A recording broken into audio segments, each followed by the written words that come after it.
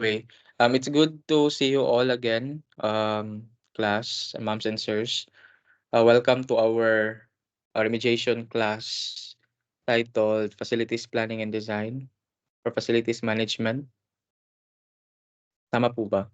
Or baka I'm lost? Facilities Management. Right. So this is Facilities Management. So this is mine pala. For this topic, I have divided the discussion into different parts. We'll talk about location selection and layout. Si facilities planning and design in the original curricula actually covers a lot of things, but majority of the discussion covers layout and location. That's why I prioritized this as the key discussion for this afternoon session. Okay. Before we start our discussion, I'd like to request a photo documentation to everyone. So kindly have your camera open, please. Thank you.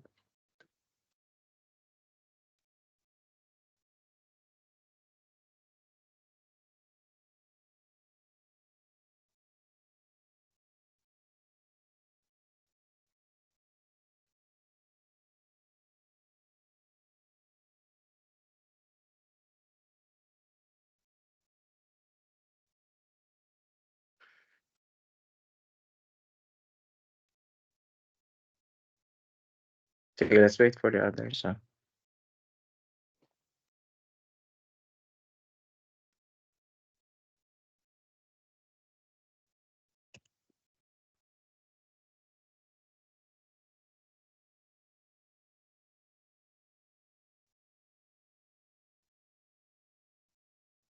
Alright, sige. Let's start. 1, 2, 3, smile. Right, isa pa. 1, 2, 3, smile. Alright, sige po. Thank you, everyone. You can now turn your camera off and we'll start the discussion. Okay. By the Teacher way, Vida. opo, yes, sir. Nauna po yung picture. Sige po, I'll share my screen now. Kindly turn your microphone off lang po throughout the duration of the discussion. And then if you have any concerns or questions in the middle, kindly utilize na lang po the raise. I don't know how this is a palm or hand na icon sa MS Teams, the raise your hand icon, or you can just type in your concerns in a chat box po so that we can entertain you. We were together, you gave me your word, but that didn't matter. We Uh, Paki-mute po, sir, I don't know, Alfie Romina. I'll mute you, ma'am or sir, ha? Thank you. Right, sige.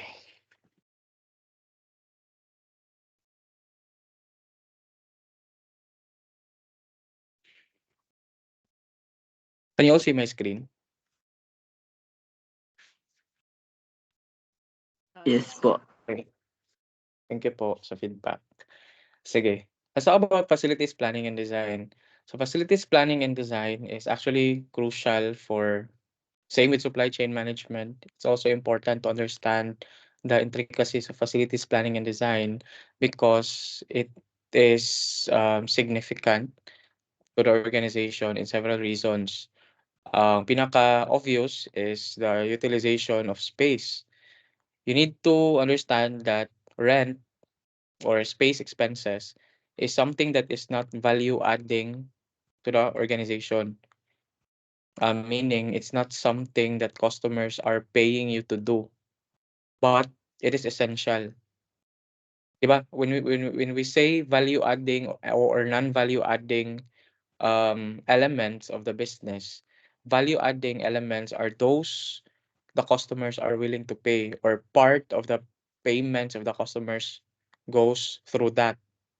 Obviously, that's the creation of the product or the delivery of the service. because that's what they are directly paying you for. Okay, so that's value adding. But when we say non-value adding elements, these are elements in a business or components in a business that customers are not paying for or actually not adding value to you. But generally, these are essential expenses. I mean, this is composed of essential and non-essential expenses. So space, let's say rental, belongs to essential na non-value adding elements because you need, especially for manufacturing industries, you need a place or a location or a space where you're going to do the production. Okay? When you say non-essential na mga non-value adding activities, we are now looking at wastes in lean systems. If you're familiar with Lean Six Sigma, itong mga non-value adding na mga non-essential elements, these are the things that we should remove in our organization. Ano ba mga example dito? Yung mga movement ng mga tao, um, mga defects sa mga product natin. Kasi if there are defects in our product, we have to rework it or maybe in worst case scenario, hindi na nire-rework yung mga product na may defects, we need to dispose of the we need to dispose them, kumbaga. So nagiging waste siya, non-essential siya, non-value adding elements sa business, and a lot more. Okay, but space is also important. I mean, yeah, it's essential for yeah, facilities in general are essential elements of the business because you need this to operate. But since this is treated as an operating expense or an expense siya, we need to optimize or utilize this as much as possible and as much as we can. Okay. Second is the enhancement of productivity. A good facilities plan that can support productivity in the workplace can actually increase efficiency. Okay? Meaning, you've designed the facilities in such a way na nare-reduce yung movement, proper yung material handling, proper yung storage ng mga materials na ginagamit natin sa production. Yun, nare-reduce yung mga non-essential na non-value adding activity. A good facilities plan can actually support that kind of workflow sa negosyo or sa organization. Aside from that, a good facilities plan or design can actually improve safety also, safety and security. Okay? Because when you plan a facility, you need to incorporate also safety measures to prevent accidents and ensure that the security of both employees and also assets, mga equipment natin are considered. So that's why when we create facilities plan and design, dapat may mga kasama tayong mga safety officers or pinagpapakonsulta tayo sa mga safety officers din. It can also increase employee morale. Let's say if you are aiming to create a space that exudes positive work environment or maybe hindi masyadong dull yung working environment natin, especially right now that the majority of the workforce are millennial and Gen Z, where they value aesthetic, but not aesthetic na personal na aesthetic, but aesthetic value in the environment can actually contribute or foster a good working condition for them, therefore increasing their motivation and employee satisfaction. But this is just one factor. I'm not generalizing everything about employee morale. What I'm trying to say is a good working space can actually boost motivation for our workers. So yun lang. And then, yeah, in summary, it's all about cost efficiency. Since this is an expense, you need to ensure that all of the resources, facilities, space are effectively arranged or planned to avoid overspending for our facilities plan and design. So that's why it's important to plan the facilities. Okay. So as I've mentioned, I have divided this topic into two different parts, location and layout. We'll start with location first. For location, our learning objectives is for us to explain the concept of facility location, for us to discuss factors affecting facility location, Explain the procedures and techniques for selecting facility location. Explain the concept of facility layout. List, yeah, that's the first part. Yung first three is for location, and then the second three will be for facility layout. Explain the concept of facility layout, list the type of facility layouts, and describe service facility locations. Okay, so this will be our learning objectives for this topic. I'll be also sharing a method for us how to evaluate a facility location that will be done later after our overview with facility location. Um, Facility location is defined as a place. Yeah, let's start with facility location first. Facility location is defined as a place where the facility will be set up for producing goods or services. I think this is self-explanatory in what a location is. And the need for selecting a location may arise under the following conditions. Number one, if the business is newly started and you have identified that it's good or it's ideal for the business to have an office or their own manufacturing facility. So you have to select a location for your business. Okay? Sir, sorry to interrupt, yung slides po hindi nagmo-move. Hindi nagmo-move. Or are we still on the learning objectives? Tapos na po tayo dun, sir. Sige po. I'll reshare na lang po. Thank you. Wait.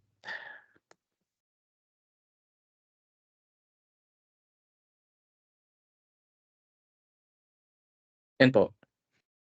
We're able to see now. See now, shiny. Nakita niyo po ba yung screen ko? Facility location na siya, na slide. Still under learning Still on learning objectives. objective. Learning objectives, sir. Okay po, wait lang.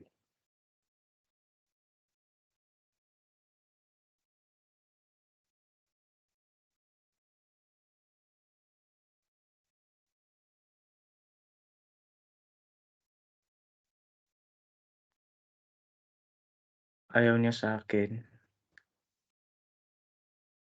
Kasi dapat daw nagsimba ako sa Sunday. Wala dapat kaming work. Joke. Wait lang po ha. I-fix ko lang po.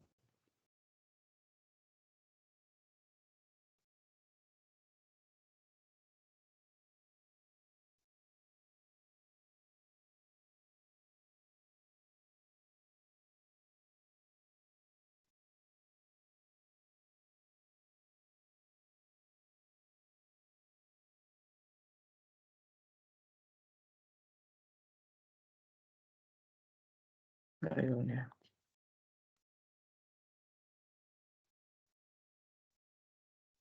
Yan po. Okay na po ba?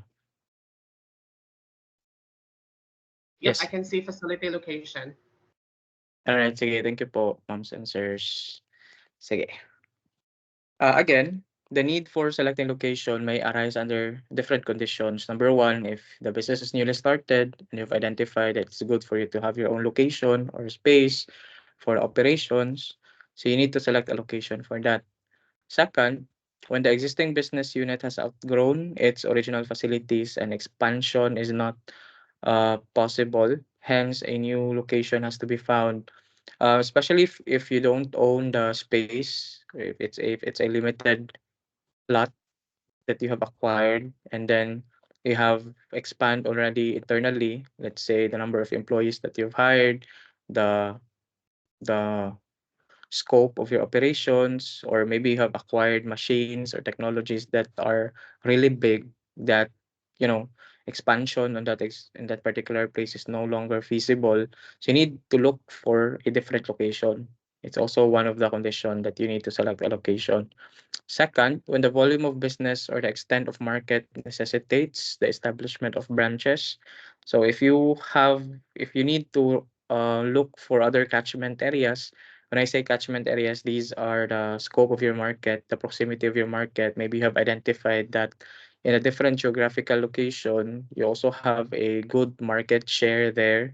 So why not we get that opportunity and operate there, for example? So an indication also for you to look for a location if if you wish to expand your market or if you want to establish branches across different locations.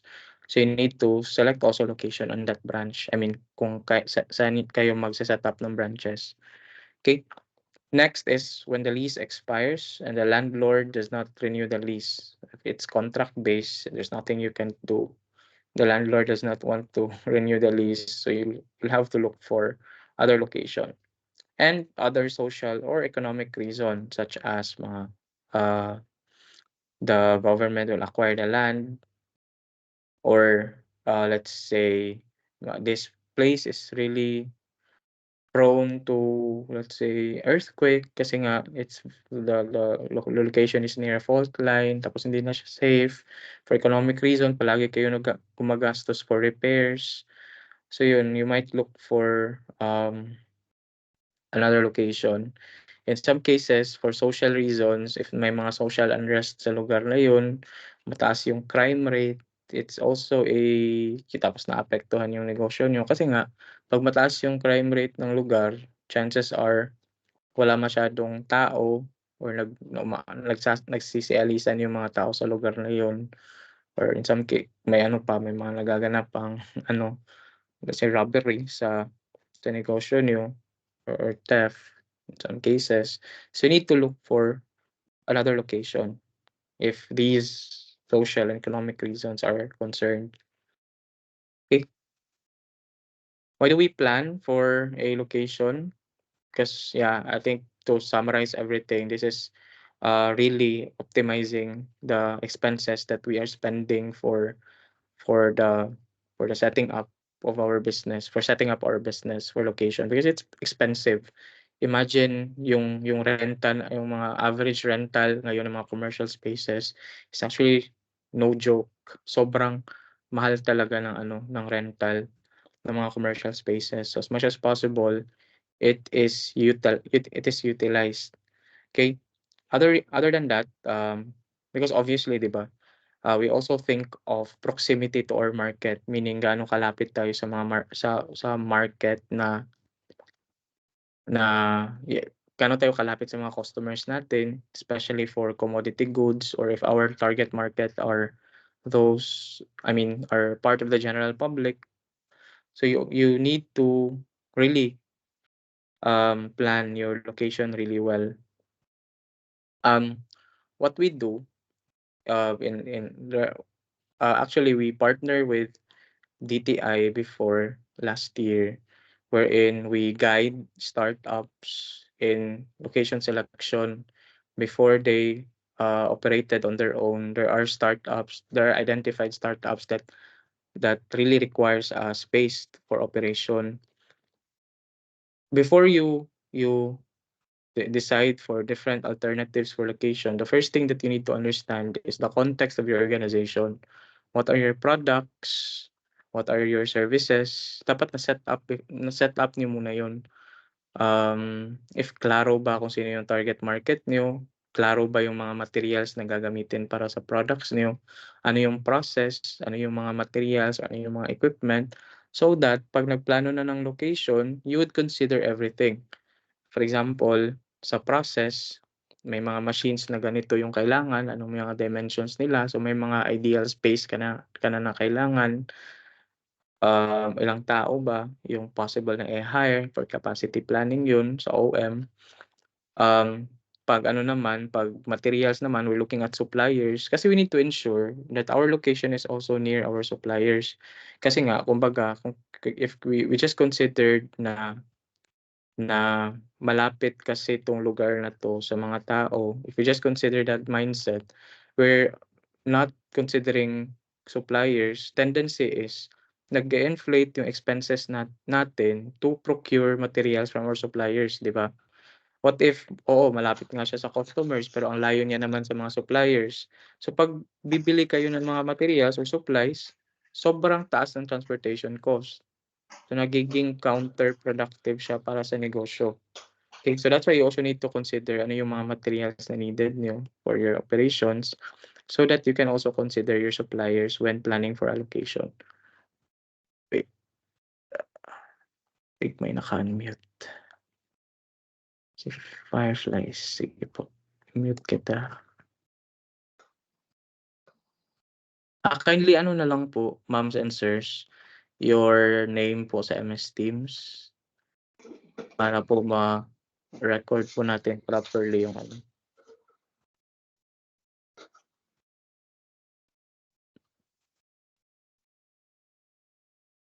Sige. Opo, location planning pa po siya. Hindi pa po ako nag-move. Okay. Yun, the accessibility, going back, when we plan for location, the major consideration aside from cost efficiency is accessibility to the market, accessibility to the suppliers, and also, huwag natin kalimutan, yung mga empleyado natin. Dapat accessible din siya sa mga employees natin. Kasi, it's a deciding factor for employees to stay in a business, in the organization, if malapit siya or hindi. I mean, it's not an opinion anymore. All employees would actually require or not require would actually need a a company that is accessible for them. It's a deciding factor for them whether they're going to stay or not. Kasi sobrang complex, challenging pa ng commute system natin, tapos ang mahal pa ng rental sa city, for example. So really, you need to consider also your employees or team members if you wish to plan for allocation. So dapat accessible sa tatlong yun, suppliers, customers, and employees. We also talk about, let's say, ano pa ba? Bakit pinaplano yung location? We're also looking at mga um, competitive advantage. When we say competitive advantage, there are actually strategic way of placing our facility location. Kasi nga, pag malapit tayo sa mga key resources natin, suppliers and customers, we can readjust our pricing. For example, hindi naman tayo gumastos masyado sa transportation cost, so we can make our pricing flexible. Kasi nga sa mga overhead cost na nilalagay natin sa pricing. Or in some cases, pag yung lugar natin, maraming tao, marami kayong customers, you can actually adjust for pricing if you're competing under cost. Okay? Or maybe you're quicker.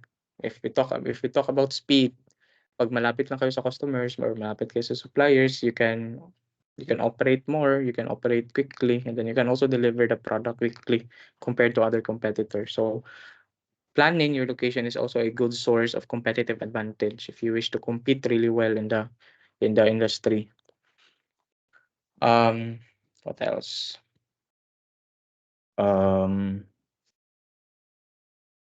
We're also looking at another consideration to look at in location planning is infrastructure support.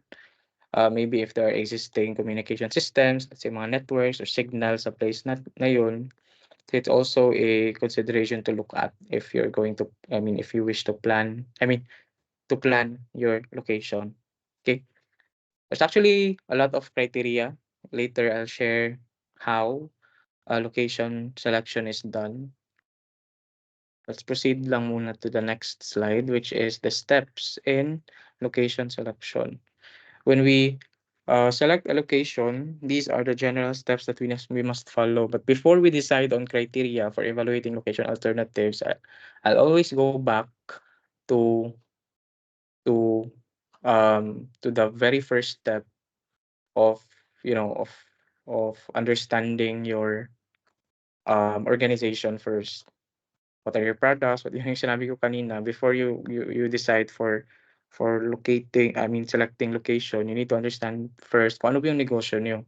Sino yung customers, sino yung mga suppliers, ano yung mga materials, ano yung mga machine na kailangan, ilang space ba yung kailangan natin, at saka ilan ba yung ine-expect na tao natin na magtatrabaho sa company. Okay? So that must be established first, and then once it's established, your second step now will be to this one. If you wish to select na the location, number one, you decide on the criteria for evaluating location alternatives. Because again, we have several factors to consider when we evaluate location alternatives. Maybe for startups, yung major factor nila are costs, 'di ba? 'Di ba paghahanap tayo ng location, yung number one reason natin or criteria natin na dapat mura siya, 'di ba? But it doesn't always work. I mean, it's not ideal to just consider cost only as a criteria for judging or for evaluation. Also looking at yung sinabi natin kanina na proximity to the customers, proximity to suppliers, may mga available ba na utilities sa place na 'to, and so on and so forth. So that's why yung pag-evaluate ng location is not done individually. Hindi lang siya ginagawa ng isang tao lang. Dapat a lot of heads are actually working together to come up with criteria for evaluating. Maybe you can have a representative from the employees, on the employee side, or if magko-construct talaga kayo ng negosyo diyan, you might want to consider mga construction na mga officers. Kasi nga, they also need to get inputs from them na baka sobrang mahal pala mag-construct ng facility sa lugar na yan, kaya napapamahal pa kayo sa construction cost. Pwede din yun. Mga managers, dapat kinokolektahan nyo ng data kung ano ba yung importante for them when selecting location. After you have decided on several criteria for location evaluation, the second step now is to identify important factors. When I say important factors, may mga level of importance kasi yung mga criteria. May pina-prioritize tayo ng mga criteria. So aside from, let's say, proximity to customers, between cost and proximity to customers, saan ba yung mas importante? Is it important for the organization na dapat mura talaga yung product? I mean mura talaga yung location, or mas importante sa atin yung proximity to customers? So may mga ganong mga dilemma. So you need to ask your stakeholders kung ano ba yung importante para sa kanila, not just you as business owners. Okay? To gather consensus. Mas perceptive yung natin, yung data na collect, hindi sa subjective, kasi it's considering a lot of options, or considering a lot of perspectives from the decision. And then after that, once you have identified the level of importance of each criteria or factor, your next step is to develop location alternatives. Ano ba yung mga options natin? Saang location ba? Should you operate in Lapu-Lapu, Cebu City, or Mandaue? I mean, Cebu City, Mandaue City, or Lapu-Lapu City. So you should develop several alternatives or options for selection. Then after that, you evaluate the alternatives. This is done through focus group discussion or interviews, or mga questionnaires lang. Mag-deploy ka ng questionnaire doon para magpa-rating sa mga stakeholders natin on how they are going to rate the options that you have selected, or the location alternatives that you have selected. And then lastly, make a decision once based on the result. Sige lang, later, mag-ano po tayo. Let's try doing this para mas elaborated. So these are the factors that that I said earlier, that you may consider for selecting a location. The factors are divided into three major factors. We have the social and land use factors. We have the construction cost and maintenance and operating cost. For social and land use, this is also self-explanatory, no? If we're going to this refers to the factors upon using the space, and interaction between your organization and to the people. To the people within the proximity of the location. The second factor, major factor, that's construction cost. This refers to the cost of constructing your facility in this place. And then lastly, maintenance and operating cost factors. This is the factors that you consider if you're going to think long term about the operations, the general operations of the business on normal conditions na. Okay? Under social and land use factors, construction cost factors, and maintenance and operating cost factors, may mga sub-factors din tayo under it. Starting off with social and land use factors, when we talk about size of site, you need to consider if adequate ba yung adequate ba yung space for your intended purpose. Okay? Kaya nga may may requirements kayong siniset. Ilan ba dapat yung yung size of site na, na dapat consider natin for our business. Second is proximity to population to be served. These are, it has convenient access to your audience. I'm not talking to to your market yet in general.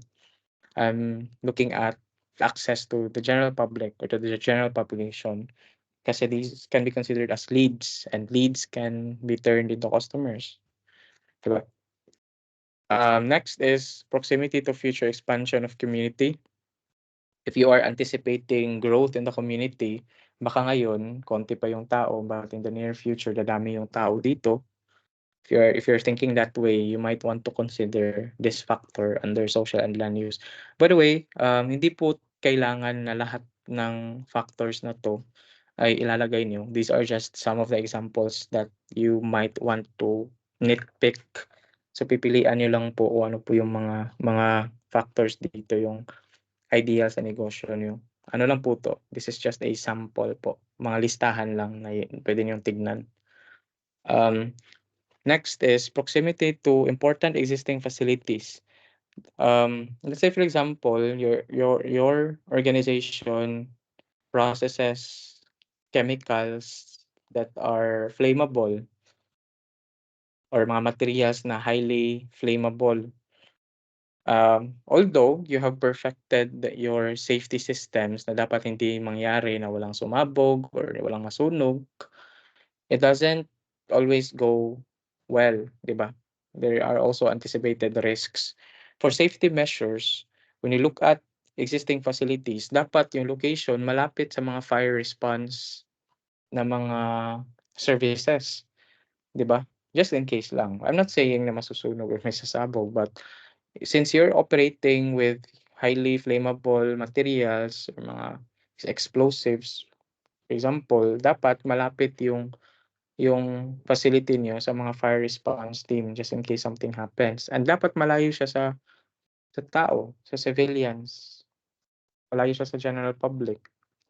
Okay? To mitigate risks. So yun, that's how we think about important existing facilities.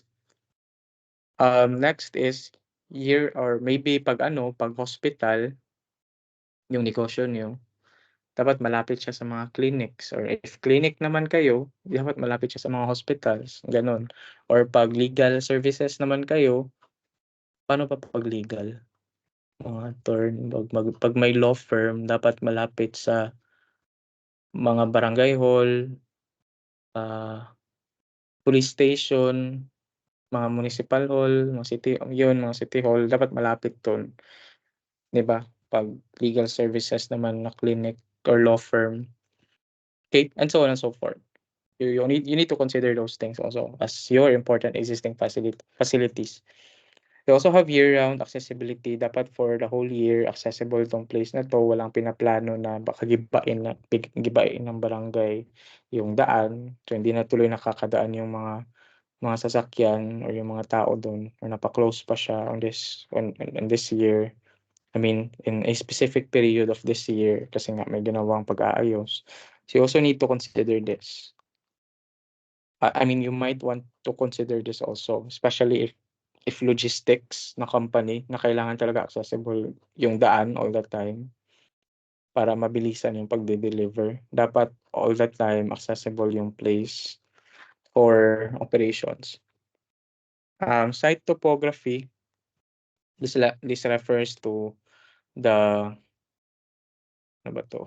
physical features ng land in general. Kasi baka baka maputik, or baka sobrang elevated ng lugar, hindi na tuloy siya accessible for most audience, most people. Okay, next is road access. Dapat accessible siya sa, let's say, main roads or highways para makaka-deliver kayo agad-agad. Next is visibility and safety of driveways. These are now driveway concerns. I just have to run through everything na lang ha.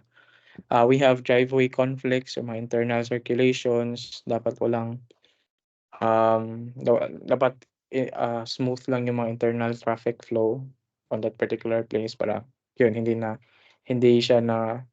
nagsa-struggle yung movement natin for deliveries or for procurement pag may papasok na mga sasakyan sa negosyo papunta sa facility niyo. Safe routes to school for pedestrians, or in general safe routes to pedestrians and even bicycles. We also have roadway capacity. If you're operating with mga malalaking trucks, yung mga ginagamit niyo, dapat yung daanan should be capable of catering yung mga sasakyan na gagamitin niyo. Aesthetic value, pwede niyo i-consider if you select a facility or if you select a location. This is natural na aesthetic value ha. Because if you're going to design your own facility or your own space, you can actually think a lot of ways on how to make your place aesthetic. But there are actually natural na mga aesthetic values sa isang place. Let's say maganda na yung landscape niya, or may magandang view na siya sa bukid, or maganda yung sunset, or malapit siya sa beach, maganda yung beach. So yun, that's already a natural aesthetic value. Next is sun orientation. This is for exposure for sunlight, for energy efficiency. Let's say, for example, if you're operating from 8 a.m. to 5 p.m., one way that architects or designers utilize energy efficiency is if during daylight, nag-ooperate yung negosyo, maano naman, there is a direct exposure to the sun which provides natural light. Hindi na kailangan mag-set up ng lighting sa opisina. Pwedeng, naka-save kayo naka-save pa kayo ng pera for paying the utilities. You just utilize the sun. In some cases also, yung mga doors, yung mga doorknobs are placed. I don't know if you know this, but nalaman ko lang din to siya sa mga architects or mga architecture students. There's actually a practice where doors are placed near where the sun rises, or yung direction kung saan yung nagra-rise yung sun, kasi the ultraviolet rays of a rising sun and the setting sun daw has the highest level of disinfecting and sanitation elements or components. Kaya yung mga doorknobs na nadadaanan ng sunset or sunrise, nadi-disinfect na siya yung mga hawakan, kumbaga. So may mga ganong explanation. Which is supported naman din ng research. It's actually true that it has a lot of disinfectant factor yung pag-sunset, yung sunset at saka sunrise. Yun pala bakit yung may ibang buildings na yung placement ng mga doors is awkward or nasa ibang place, because it follows kung saan nag-rise yung sun for disinfectant. It's also I don't know if it's something that's really important for your organization, but if you wish to consider sun orientation, maybe for energy efficiency talaga, no, ito yung pinaka-obvious. So you might want to include that sa factors. You also have protection from elements. If you're processing chemicals and it reacts to natural elements na apektuhan, let's say, yung quality ng product if it's exposed to this particular element. So you might want to consider also this. Drainage, which is very expensive to set up if there's no existing drainage system on the place para sa water management. You also need to consider if there's an existing site drainage. Proximity to natural hazards. baka yun malapit siya sa fault line or palaging bumabaha sa lugar. It's also or baka lapitin siya ng bagyo. It's also a consideration. Zoning and land use. You need to ensure that the place is compliant with land use regulations kasi nga baka maano pa kayo, there might be future legal issues with land use regulations. You also need to consider if you also need to look at zoning and land use na factors for this for particular locations that you'll be selecting. Ito, proximity to fire response equipment. This can overlap with this. Itong proximity to important existing facilities. We also have flooding, which can also be added doon sa proximity to natural hazards. Ay, hindi pala. Kasi pag natural hazards, for example, malakas yung ulan or lapitin siya ng typhoon, may mga places namang hindi talaga bahain. So maybe flooding is really a different criteria. May mga places din kasi na sobrang hina lang ng ulan, binabaha ka agad. So it's problematic for you or for your organization pag palaging bumabaha yung place. Next is existing site development. If wala bang mga ginagawang current na mga infrastructure na makakaapekto on your operation. Access to outdoor recreation and learning. This is good for educational services, for mga hotels, for mga recreation services. Dapat may inherent na or may mga mga natural or mga na-set up na outdoor recreation places that is intended for learning. We also have noise on the place, which is a consideration under social and land use factors. Baka nakakaapekto siya sa operations pag masyadong maingay. Wetlands, the presence of this can actually mitigate flooding. Pag aesthetic value also, this can be considered as a natural aesthetic value pag may mga wetlands, may mga tanim, may mga greenlands, kumbaga. Okay, nakaka-avoid din siya ng flooding, yung wetlands. And then lastly, potential for hazardous materials. You need to do risk assessments if you will be handling mga dangerous substances that might react to these materials. Okay? Ito yung mga factors na nako-consider natin under social and land use, but all of these are actually not considered one by one. You just have to look at ano ba yung dapat yung i-consider when you select a location under social and land use. Next major factor is construction cost. This now refers to how easy it is for you to construct your facility here. The major stakeholders na dapat tinatanong natin dito are our construction officers, our civil engineers, or our architects. Kasi sila yung may idea kung ano ba yung importante for them to construct effectively or mapapadali yung construction nila. So we have soils or foundation condition. It must be suitable for construction activities and even the stability of the soil. Permafrost stability, this is not applicable for us. Hindi naman tayo nagwi-winter. So, hindi natin nilalagay yung pangalawa. Ito, availability of several utilities.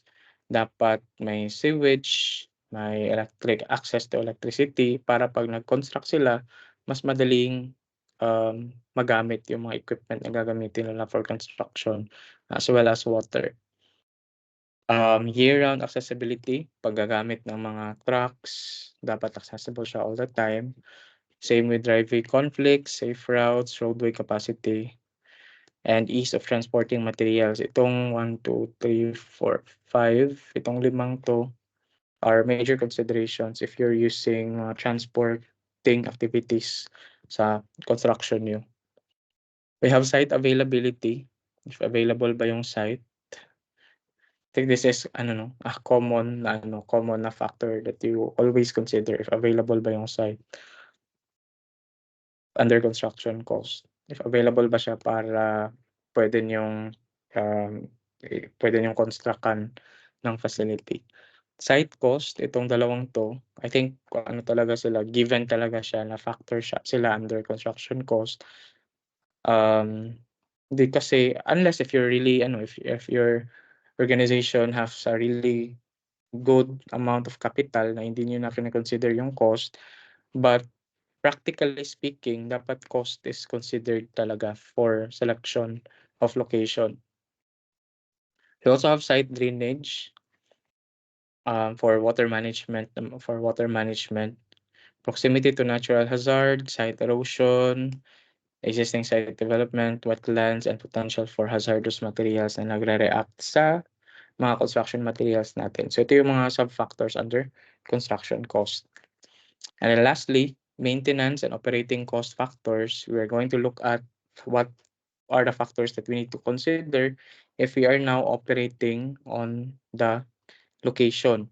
So dapat safe yung ruta niya to pedestrian and even bicycles. Dapat may site drainage for water management. Dapat hindi nagfa-flood para accessible siya ng suppliers, ng customers, at saka ng employees nyo all the time. Site erosion, dapat the soils should be of good quality. Dapat hindi wear away yung surface ng land.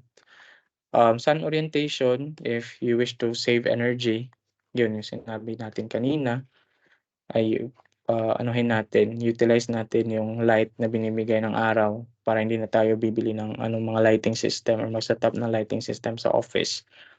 Protection from elements.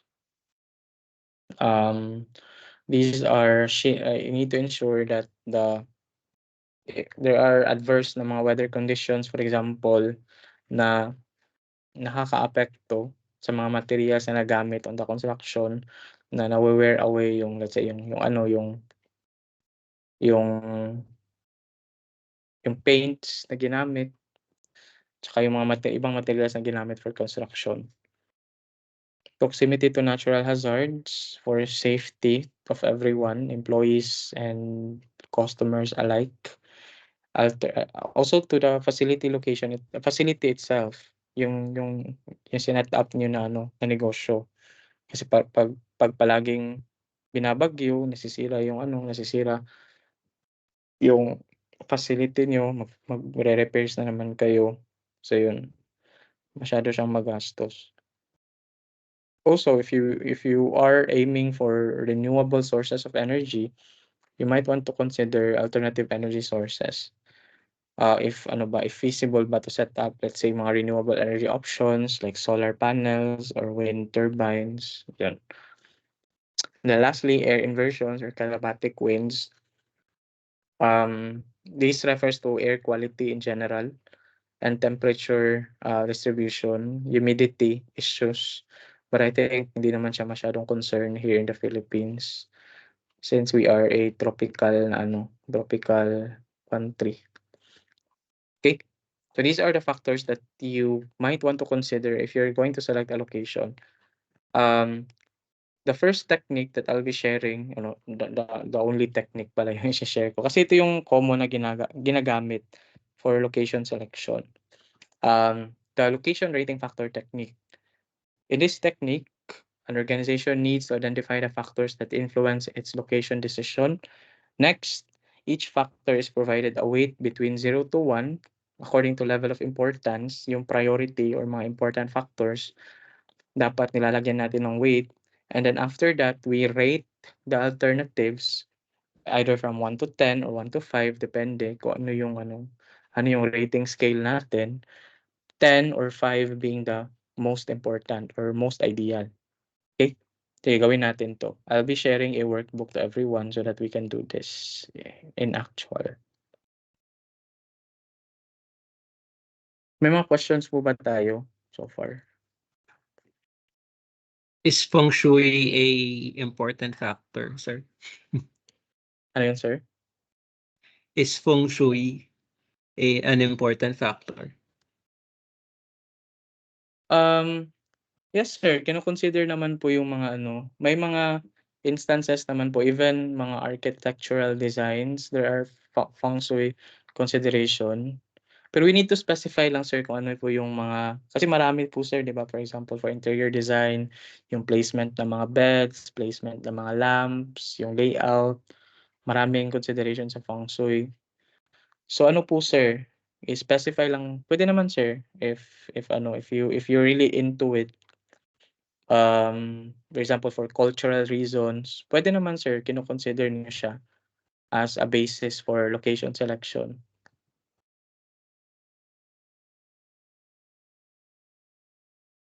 Pwede po siya, sir. May ano naman din po, may explanation din naman po sa feng shui talaga na make sense kung bakit ganun yung placement. So, yeah, we also believe actually in feng shui in our place, yung mga doors na hindi dapat nag-aano, nag nagla-line together. Kino-consider naman po siya. Depende po siya sa ano, sa company in general if they wish to consider it. Kaya po kailangan natin magpa-consult yun, yung mga architects or yeah, if you wish to also get insights from feng shui experts, pwede naman po. Kasi yung location decision, hindi po siya ginagawa ng isang tao. For example, may project yung sinabi namin na project dito sa CIT before, may mga startups na nag-ask ng tulong sa amin. We actually, apat yun sila. And it's not only us who is doing the decision making. So we invited suppliers, we invited mga architects, we invited mga technology experts, mga ITs to gather insights kung ano yung mga factors na importante para sa kanila. Yan po. Sige, anyway. I think may question sa chat box. Wala na.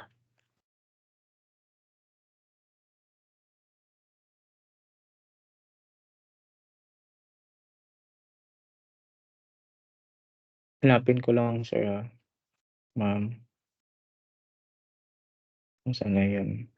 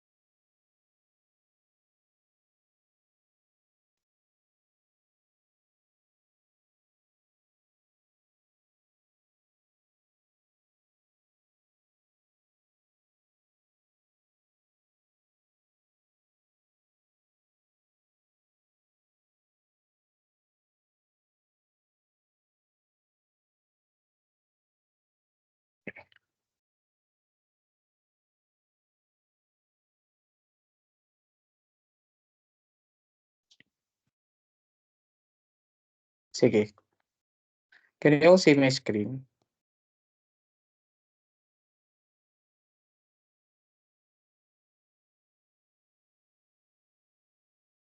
So the worksheet that I'm sharing to everyone is a sample template for location selection. I haven't used this for quite some time na. I don't know when was the last time that I've used this. But um yeah, I'll be sharing this to everyone for us to understand kung paano ba gawin yung location selection. 'Di ba the first step that we need to know is to identify important factors for our location. The important factors should always be the three different factors or major factors. Yung construction cost factor, maybe this is optional if you'll not be constructing anything. Ano lang, meaning set up na, naka-set up na yung ano, yung facility, yung place. Yung consideration nyo na lang will be social and land use factors and maintenance and operating cost factors. But let's say, for example, these major factors are considered social and land use, construction cost, and maintenance and operating cost. That's the first step. The second step is to determine the level of importance. Itong WF column.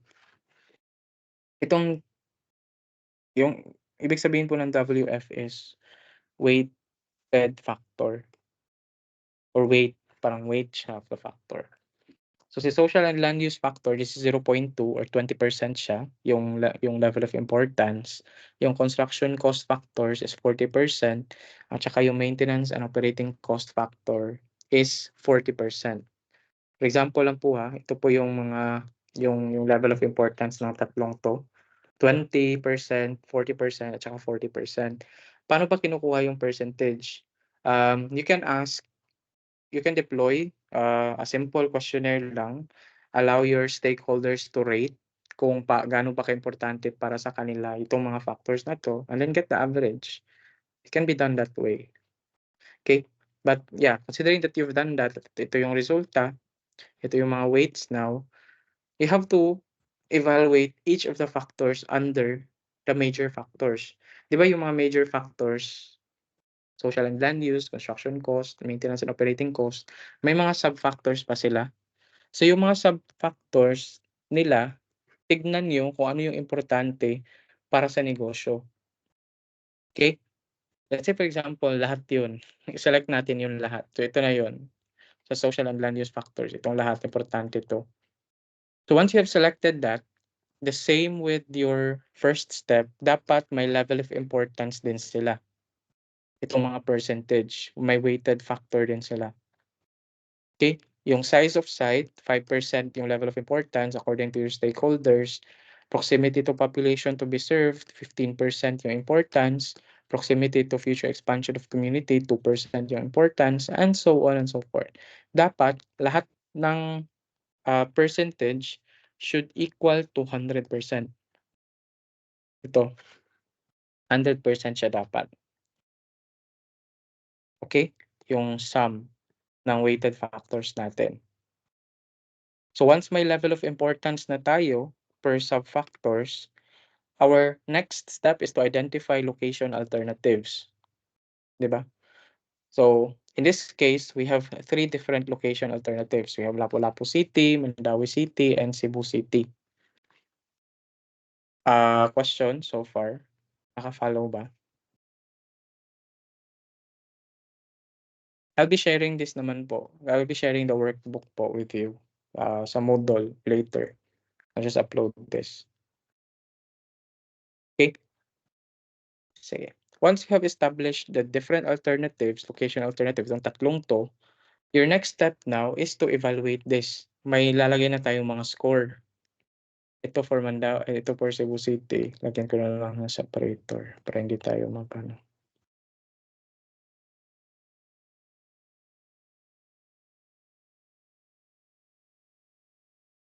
Ito for Cebu City, ito for Mandawi City, at saka ito for Lapu-Lapu City. So for Cebu City, let's talk about the size of site sa Cebu City. So Cebu City siya yung pinakamalaki. Malaki yung size ng space. So we can score this between 1 to 10. But depende siya sa depende pa rin siya if nagpa-survey kayo, depende pa rin siya sa scoring ng stakeholders niyo. Pwede naman kayong magpa-deploy ng questionnaire and then get the average value na lang kung paano nila na-rate yung Cebu City. But for example, yung required space niyo is 120 square meters. Tapos si Cebu City is, let's say, 118 square meters lang siya, but siya yung pinakamalaki. Compared to other location alternatives, maybe we can score Cebu City as 9. Example lang. Then after that, you multiply the score to the weight of or the level of importance of this sub-factor. So 9 yung score ng Cebu City. So yung gagawin natin, we multiply 9 with 5% for the weight on that particular sub-factor. So 9 times 5%, that is equal to 0.45. Okay? And after that, evaluate niyo naman si Mandawi. Si Mandawi City, medyo maliit siya sa Cebu City, but mas malaki siya sa Lapu-Lapu. So, let's say 115 square meter yung Mandaue City. So, yung score niya is, let's say, 7. Okay? And then after that, you multiply 7 by the weighted factor, which is 5%. That is equal to 0.35. And then lastly, for Lapu-Lapu City, let's say siya yung pinakamaliit. So, we score it 5. And then, we multiply 5 by the weight, which is 5%, which is equal to 0.25. Okay? Naka-follow po ba, ma'ams and sirs?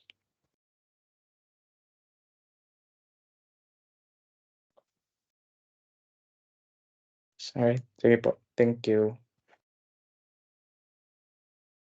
Sige. So, just have to repeat the same process, technically. I'll just add na lang random numbers, ha?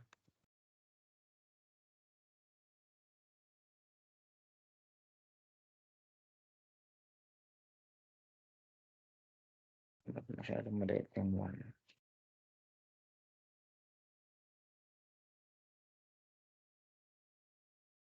Oops.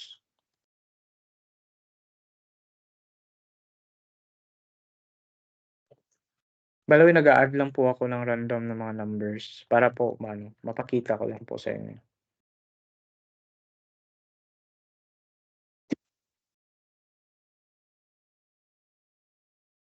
So once you have done that, until the last subfactor, may mga scores na kayo for each location. Ito na yung score for Cebu City. Ito na yung score for Mandaue. Tsaka ito na rin yung score for Lapu-Lapu City. Ito na yung mga itong mga naka-yellow, ito yung weighted score wherein minultiply natin yung score sa weighted factor or sa weights. Your next step will be to add the weighted factor, yung naka-yellow, yung sum. You just have to get the sum of itong column na to.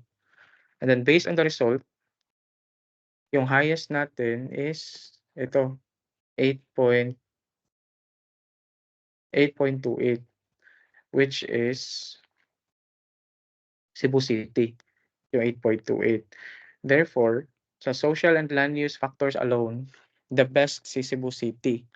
But we're not done yet. This is just the first major factor. We'll have to repeat this process until the third major factor, which is the maintenance and operating cost. So let's say for construction cost, maglalagay na naman tayo ng random numbers, ha.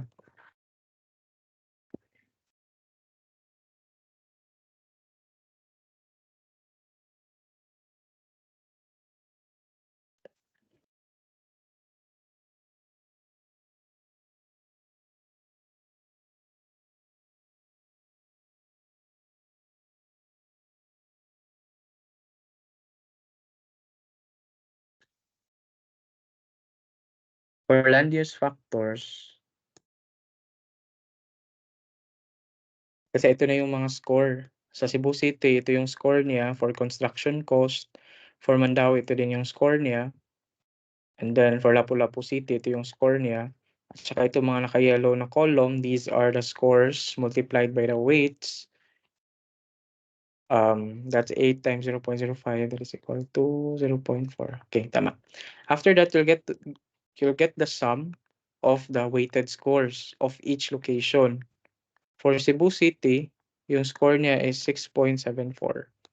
6.74 out of 10. Si Mandaue City, yung score niya is 6.95 out of 10. And then si Lapu-Lapu City, yung score niya is 7.03.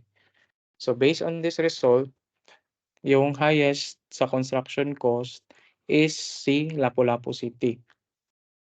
Okay? May follow ba so far?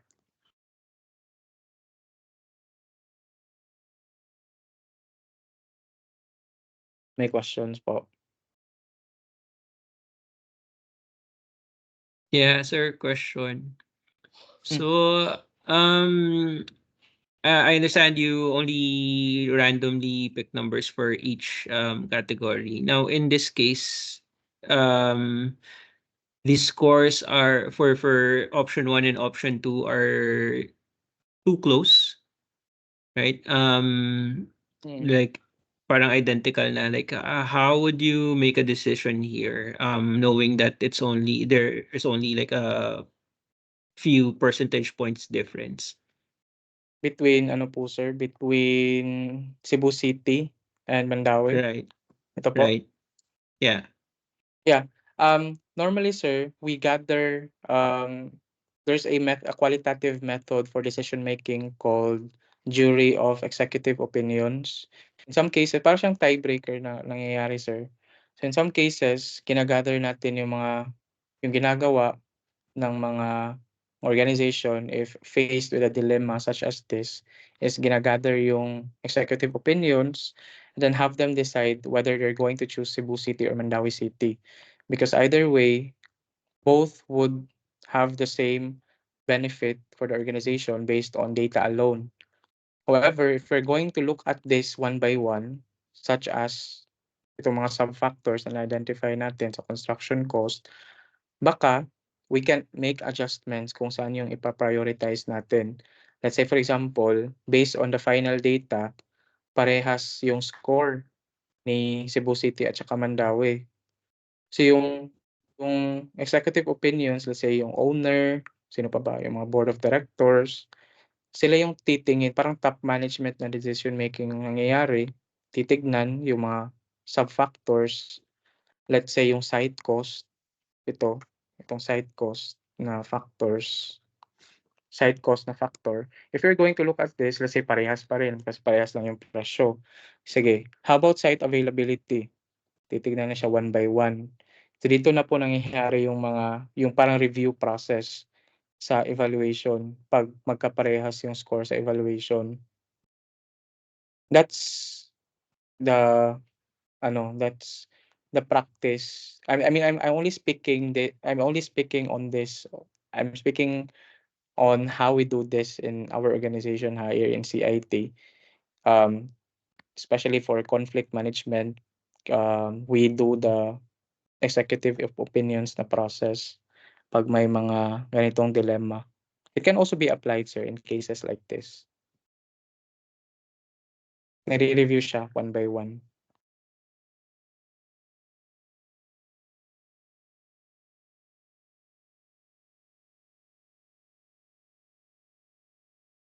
Mm. Nire-review siya, sir, one by one.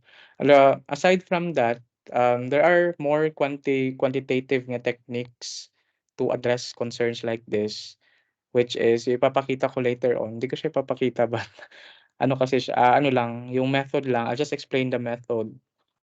Kasi ano siya, sobrang mathematical niya.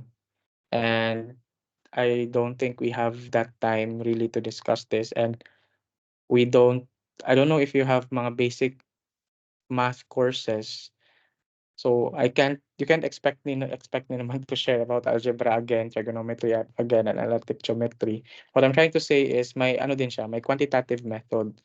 But if you wish to come up with a resolution in cases like this as fast as you can, the best way is to approach this qualitatively. Yun, yung tawag doon is ito. Type ko na lang po ha.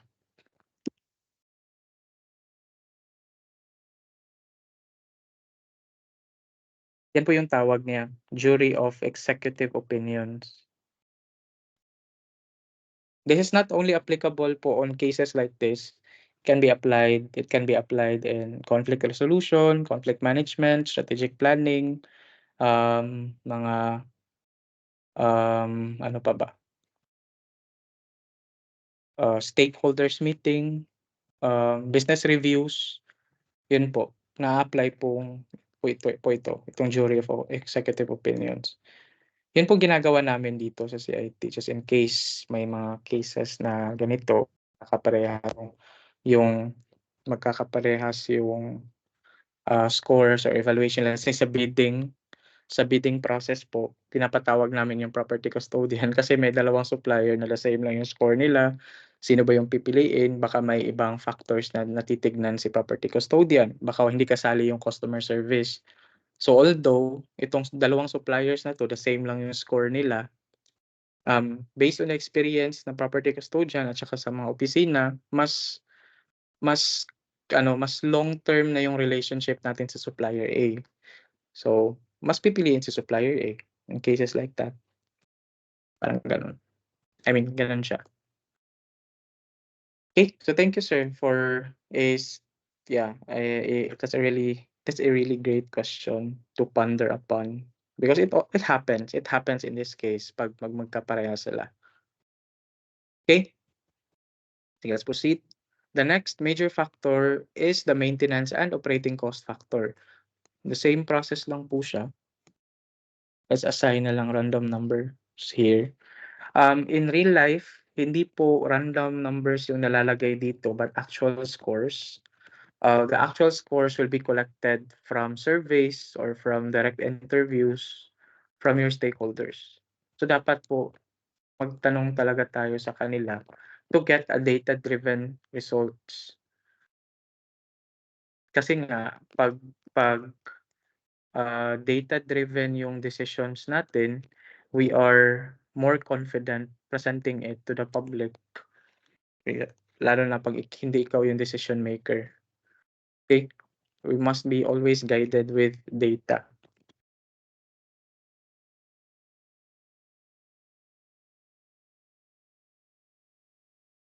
Oops, sorry.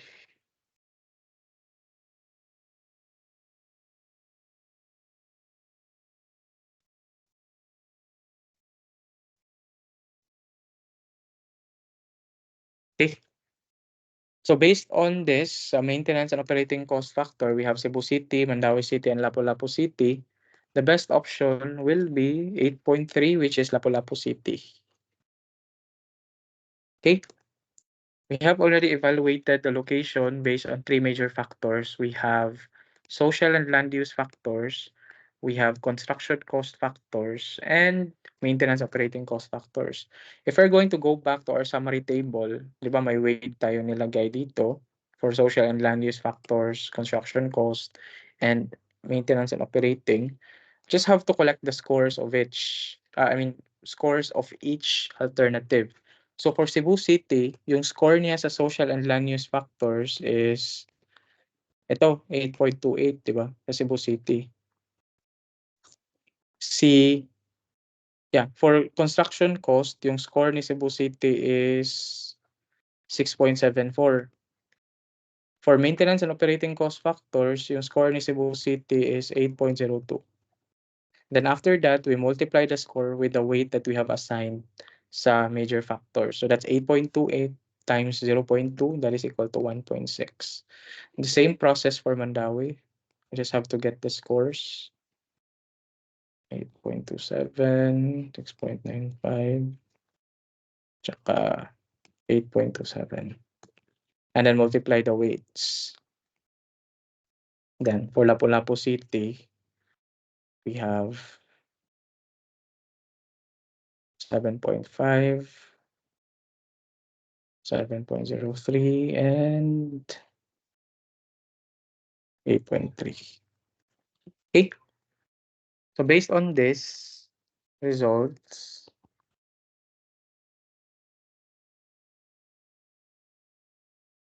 okay. So based on this result, the highest is actually Mandaue. Diba? Surprising siya.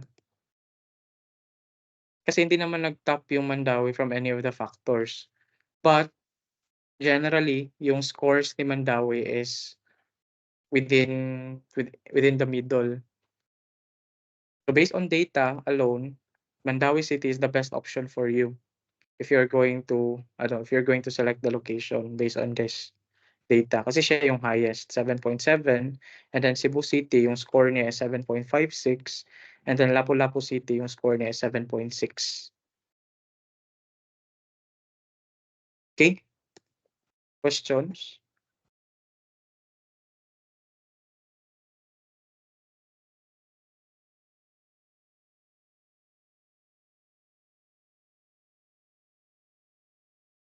Questions po, ma'am and sir?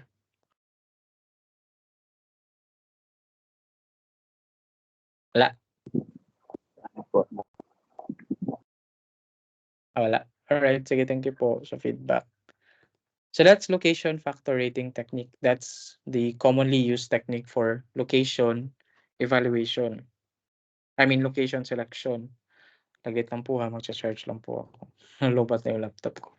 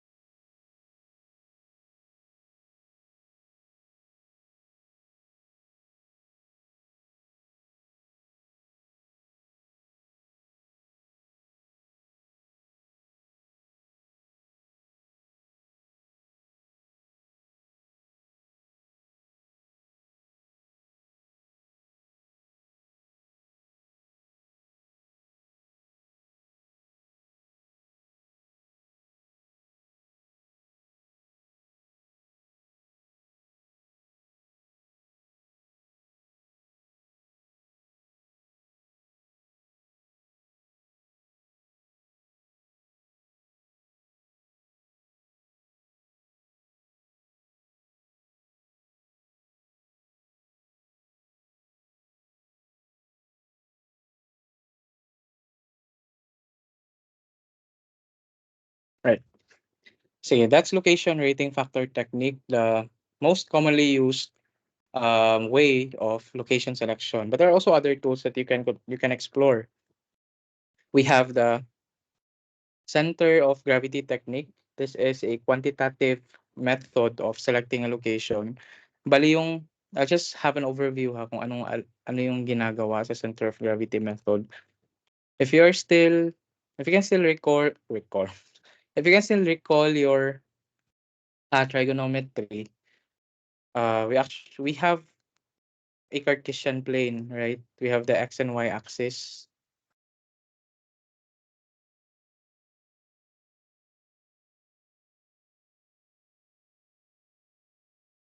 Ganito siya. May x and y axis tayo. Yung ginagawa ng center gravity technique is nilolocate niya kung saan yung pinaka-sentro sa mga different points na na-consider nyo.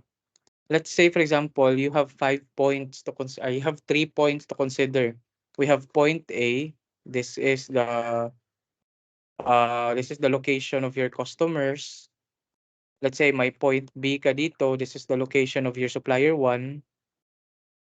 And then let's say may point C ka dito.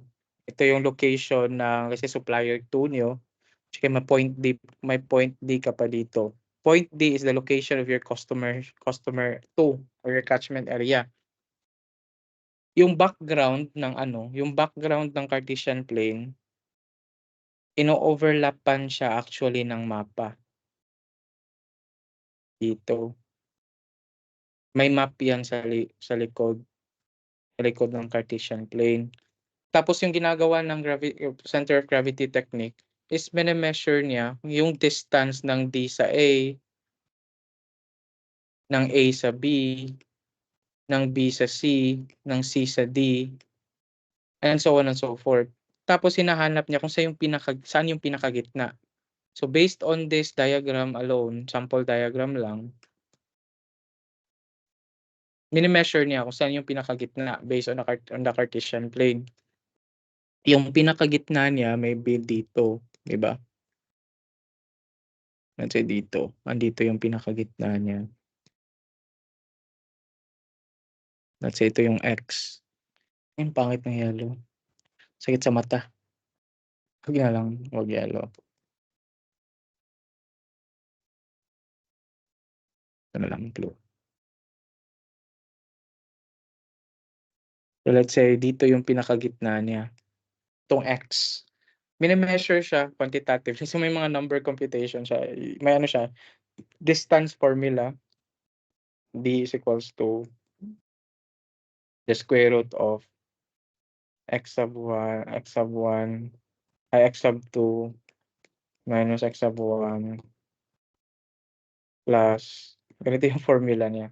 Kaya hindi ko na in-elaborate pa. Kasi nga, you're not expected to do this. Kasi as managers, we'll let other people do this, di ba? Tayo lang yung taga-delegate as managers. Sige, gawin mo to. Tapos sabihan mo kung ano yung resulta. So yan yung trabaho natin. But if ano lang, for technical ano lang, for technical sharing, ganito siya, ito yung formula na ginagamit. Anyway, let's say ito yung x. Pagkatapos niyan, once na ma-compute niyo kung saan yung pinakagitna sa lahat ng points na pinili niyo, tinitignan siya sa mapa sa likod. 'Di ba may naka-overlap na maps dito sa likod? Ito, itong likod na 'to. Let's say ito sa Cebu City 'to, itong location na 'to. Saan ba 'to banda? Itong X na 'to. So let's say malapit siya sa Pardo or sa Basak pala 'to siya based sa map. So that's already your indication na sa Basak niyo or Pardo, barangay, ganitong barangay niyo siya i-operate. Ito yung ideal na location.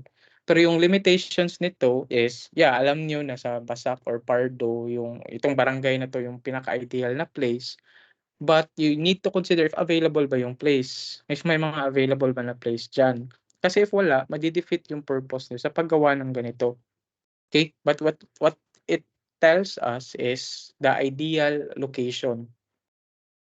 Directly kung ano yung ideal na location. Hindi na kailangan mag-evaluate ng other alternatives. Yun yung power din ng center of gravity technique. Okay? The same method is also done with transportation techniques. I mean, technique. But yung kaibahan lang niya lang is may mga weights yung mga points. Nilalagyan siya ng level of importance. Di ba may apat tayo doon?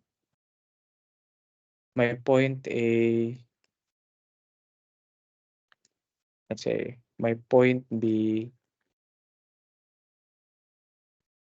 may point C, tsaka may point D. Sample lang to. Yung ginagawa is nilalagyan siya ng level of importance or weights. When I say weights, ano ba yung mas importante for the organization? Yung A, customer B, supplier D, or supplier C. Let's say for example, pinaka-importante si supplier B. I mean, si customer B. So lagay natin dito na yung level of importance niya is 0.3 or say 0.5 na lang. Lagyan na natin 0.5.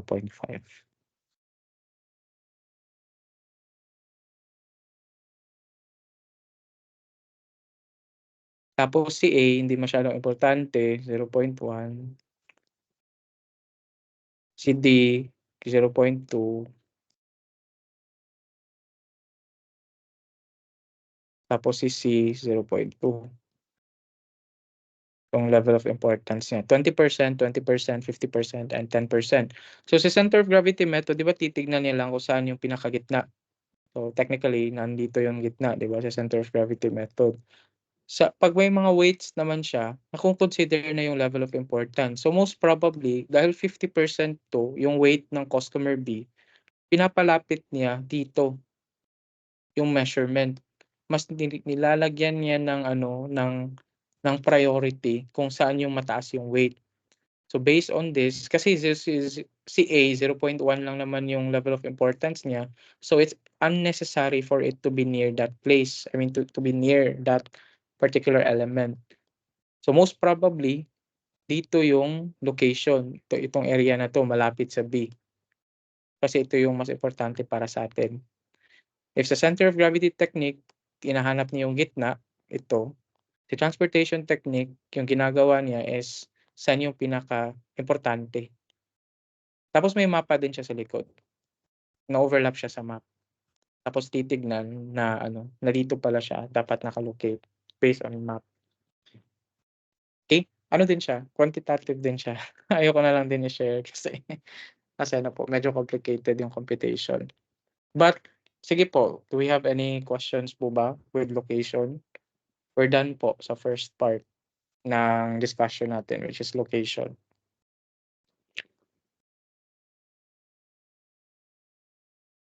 Question?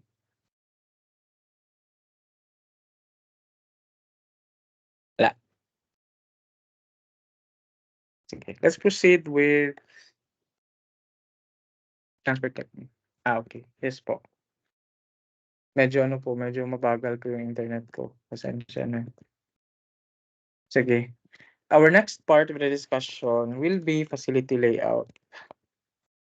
And I will share something first before I proceed with the discussion. for us to get a grasp kung bakit importante po yung properly arranging po ng layout.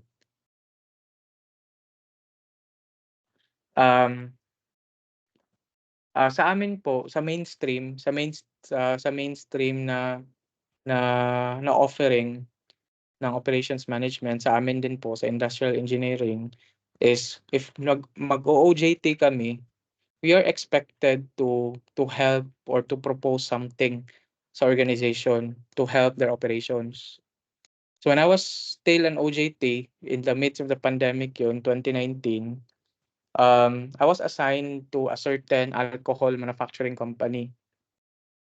And para matapos ko yung OJT, kailangan kong mag-propose ng something to help them.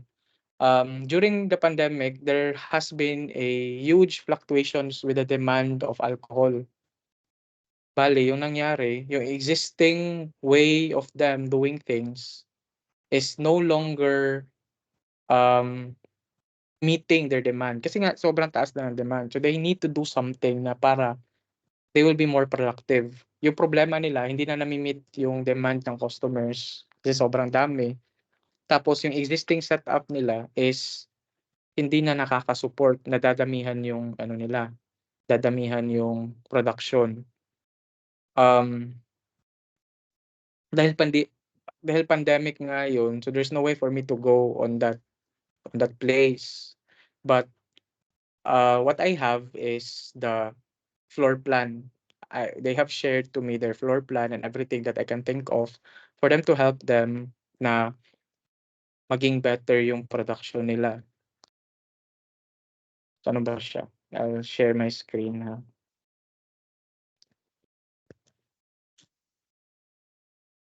Yeah, I'll be sharing research paper but ano lang siya. Let's shortcut na lang sa mga important points. Nakita niyo yung company, sorry. So ito po siya. Ito yung existing layout ng company.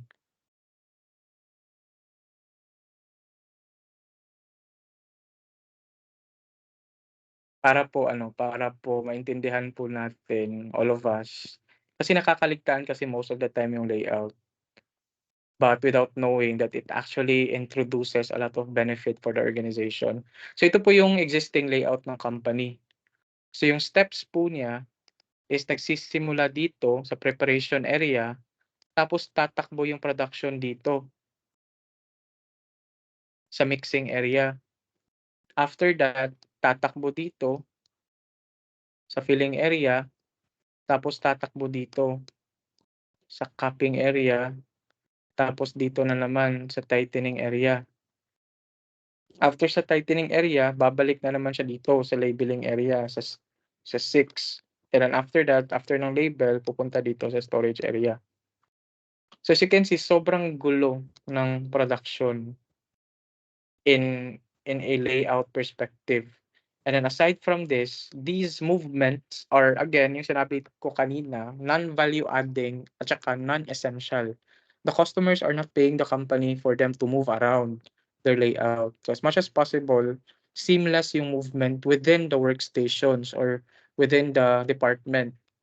Kasi para walang masyadong movement, if walang masyadong movement, they can do their tasks more quickly. Pag mabilis na yung processing time, mas madami silang na-produce. Okay? So, okay. So from this, by the way, this is a block diagram. Ano pala siya? Pakita ko pala sana sa inyo sa slide. But this is an example of a block diagram.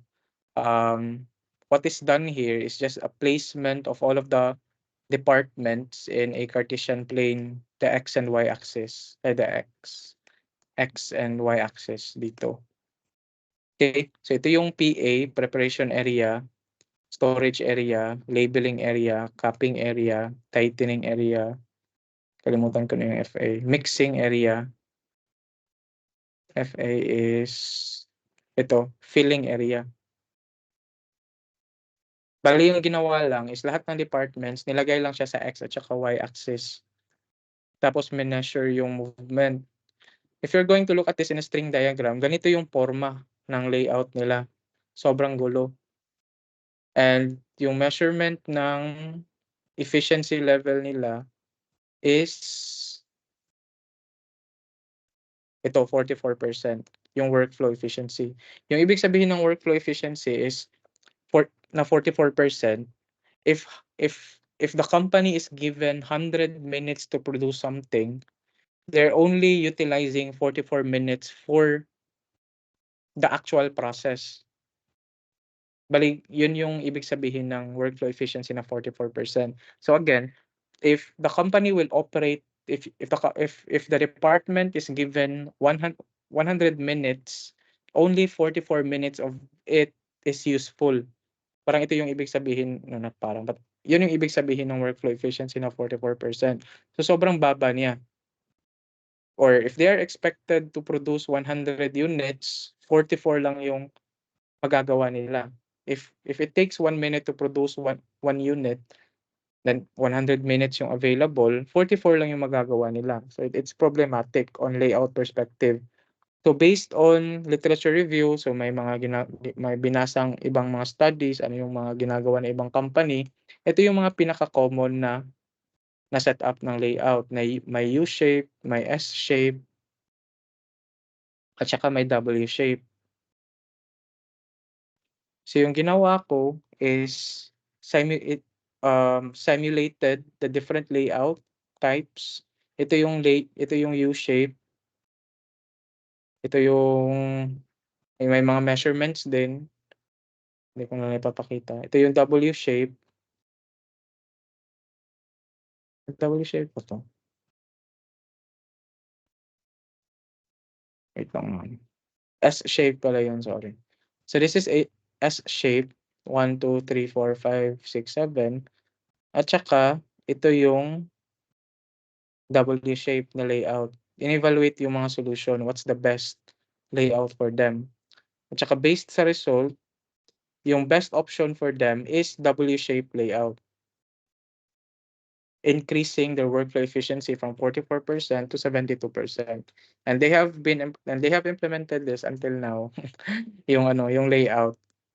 I did not when I evaluated the layout, U-shaped, S-shaped, and W-shaped, I asked them to stop the operation to rearrange. What I did is just simulate it mathematically. Kasi nga sa engineering nga side, sa IE sa amin, we're more inclined with computations, numerical values. Kaya kailangan talaga may computations kasi hindi din tinatanggap yung mga proposals namin if walang mga computed values. So based on this result, quantitatively speaking, yung best option for them para mag-increase yung efficiency nila from 44 to 72, the highest is the W-shaped layout. And they stop their operations for 1 day, si company, kasi ako nag-OJT, because after the presentation of this proposal, the week after, nag-stop sila ng operation and then they not simulated, but they implemented this relayout and they have, my computation is 72% yung possible increase ng workflow efficiency. But according to them, di kasi sila nagkolekta ng data kung anong nangyari. But according to them, it has increased their production levels. Mas mabilis na yung production nila compared to the previous na practice nila. Okay? So yun yung gusto kong emphasize about layout, that it's essential to you as business managers, as operations managers or general business managers. It's important to really consider a good layout for your organization because it supports efficiency. Okay? It supports also productivity sa negosyo, which would benefit more, which you can, may makukuha din kayong benefits in terms of the number of products that you can produce per day, or maybe mas na-utilize niyo yung space, may extra space kayo na pwedeng ilaan for other activities, and so on and so forth. Okay? Kasi nga, sobrang expensive talaga ng layout. Sobrang expensive na expense yung facility. If we are not going to optimize it, there will be a lot of opportunity losses na na-introduce sa company. Okay? So yeah, that's facility layout. Now let's talk about what facility layout is.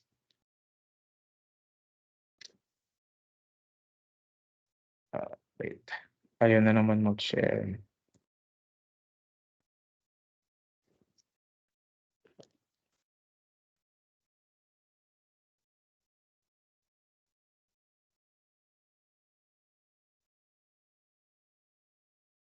Ayaw na naman mag-share. Wait lang.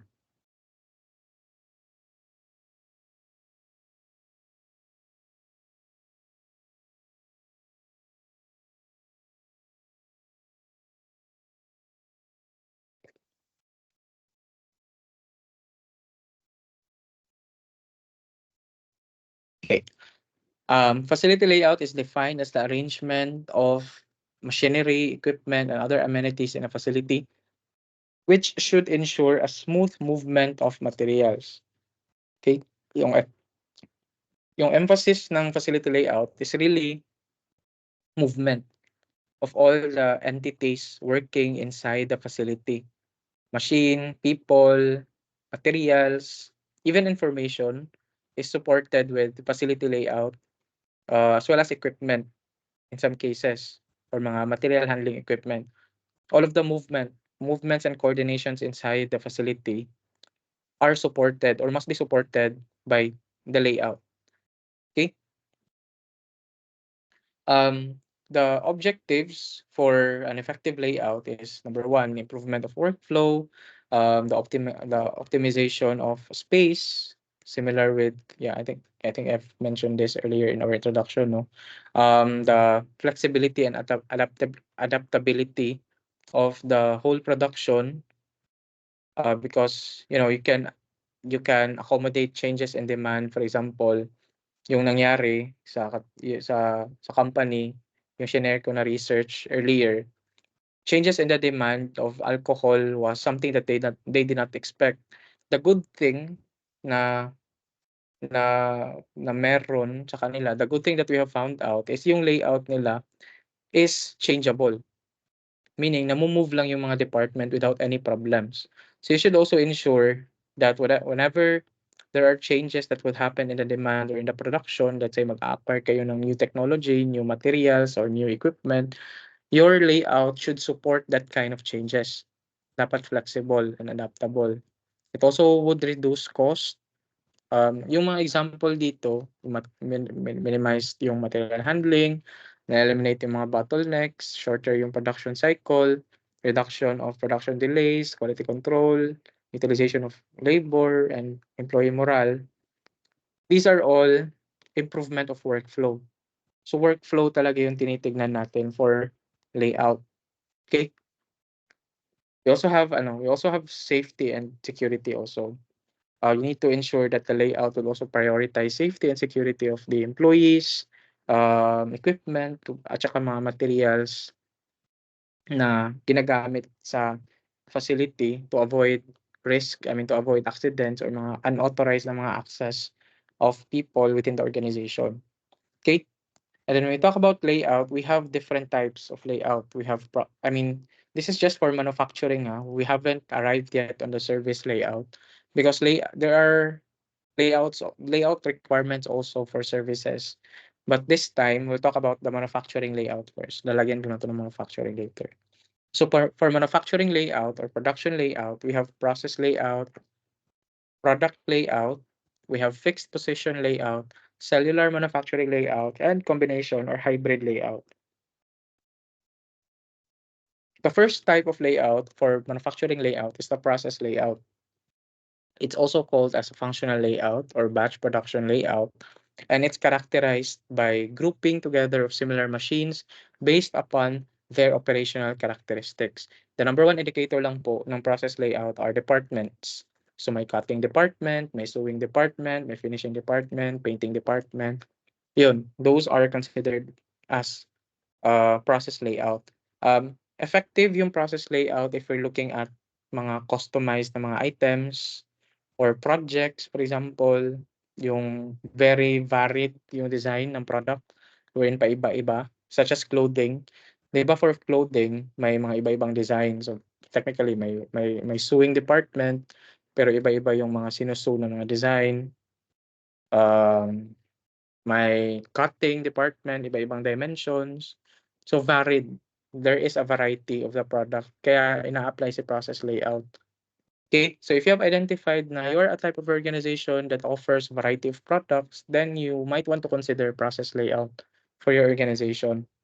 Okay, the next type of layout is the product layout, or as we call it as the straight line layout, wherein machinery is arranged in one line. It's arranged basically in a sequence.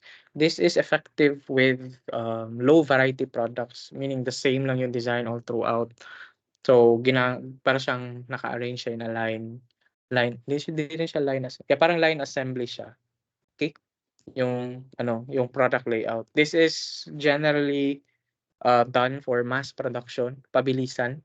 Kasi nga, the same lang yung design ng variety yung product, low variety yung product, the same lang yung design. So, might as well ensure that the layout that will be establishing for this type of production is something that would support quick production, which is the product layout. Kasi naka-arrange lang siya in a sequence. Yung mga machine, naka-arrange lang siya in a line. Okay, that's product layout.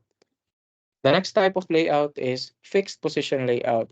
This is used to assemble products that are too large or heavy or fragile to move to a location for completion. So, example is yung mga aircraft, yung mga ships, or even mga glass-made materials or products. Yung fixed position layout, yung ginagawa is dinadala lang yung mga machine or equipment palapit sa product or palapit sa assembly place. Hindi na nagmo-move yung product, or technically hindi na nagmo-move yung mga product kasi nga it's either fragile or it's too heavy to be moved around. Tapos sobrang expensive pa pag may nangyari. Kaya yung ginagawa is nilalapit na lang yung mga workers or yung equipment kung saan ina-assemble yung product or service. Product only. Okay, that's fixed position layout. I think nasa example na nasa picture na airplane, pinaka common example for fixed position layout. We also have mga ships. We also have what else? Ano pa ba? Yung mga heavy machineries. Yeah, yung mga heavy machineries or mga heavy vehicles din, yung pagma-manufacture nun, they normally follow fixed position layout. Okay? Yun. And then we also have cellular manufacturing layout. This is a combination of product and cellular layout. Yung indicator lang na nagfa-follow ng cellular layout, yung isang company, if the products are arranged by parts. Pag naka-part siya, for example, mga cellphones, mga electronic device, ina-assemble muna yung first part, let's say, yung yung yung mga semiconductors. Nauuna yung semiconductors. But yung arrangement ng semiconductors, or maybe yung mga electronic configuration ng phone, inuuna siya. But different siya across different models, di ba? Or across brands. But nauuna siya dapat. And then after that, sa second part naman, which is let's say the screen, or yung covering, or yung casing ng phone, or yung yung nagka-cover sa phone in general. But iba-iba din yun. Then after that is, let's say, the finishing. Bali, naka-sequence din siya. However, it supports variety products or variety designs, iba-ibang designs, kumbaga, si cellular manufacturing. Ideal siya sa mga if your products can be categorized in different parts, so might as well arrange your layout in a cellular manufacturing type. Okay? Combination siya ng process at saka product layout. Okay? And then lastly, si hybrid layout. So, this is common in fabrication. Yung pangalan niya is actually fabrication. Combination siya ng tatlo. So we have a cellular manufacturing na may product layout at saka may process layout din na naka-follow.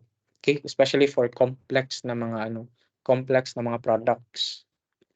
So may mga parts na mass produced kaya nagiging nagiging product layout siya. And then pagkatapos may mga parts din na highly varied. Let's say yung dimensions, yung sizes ng product, kaya ginagawa siyang product layout. At saka may mga cases din, so for packaging na, may certain stages or parts ng packaging, kaya ginagawa siyang cellular manufacturing. So a combination of the three. We call it a fabrication layout. Okay? For the fabrication process. The fabrication process itself follows a hybrid layout. Okay? So ito yung mga different types of layout for manufacturing. Do you have any questions so far? Ma'ams or sir?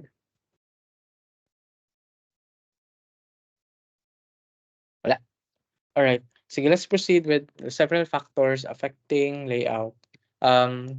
We have materials, product, machinery, type of industry, and management policies.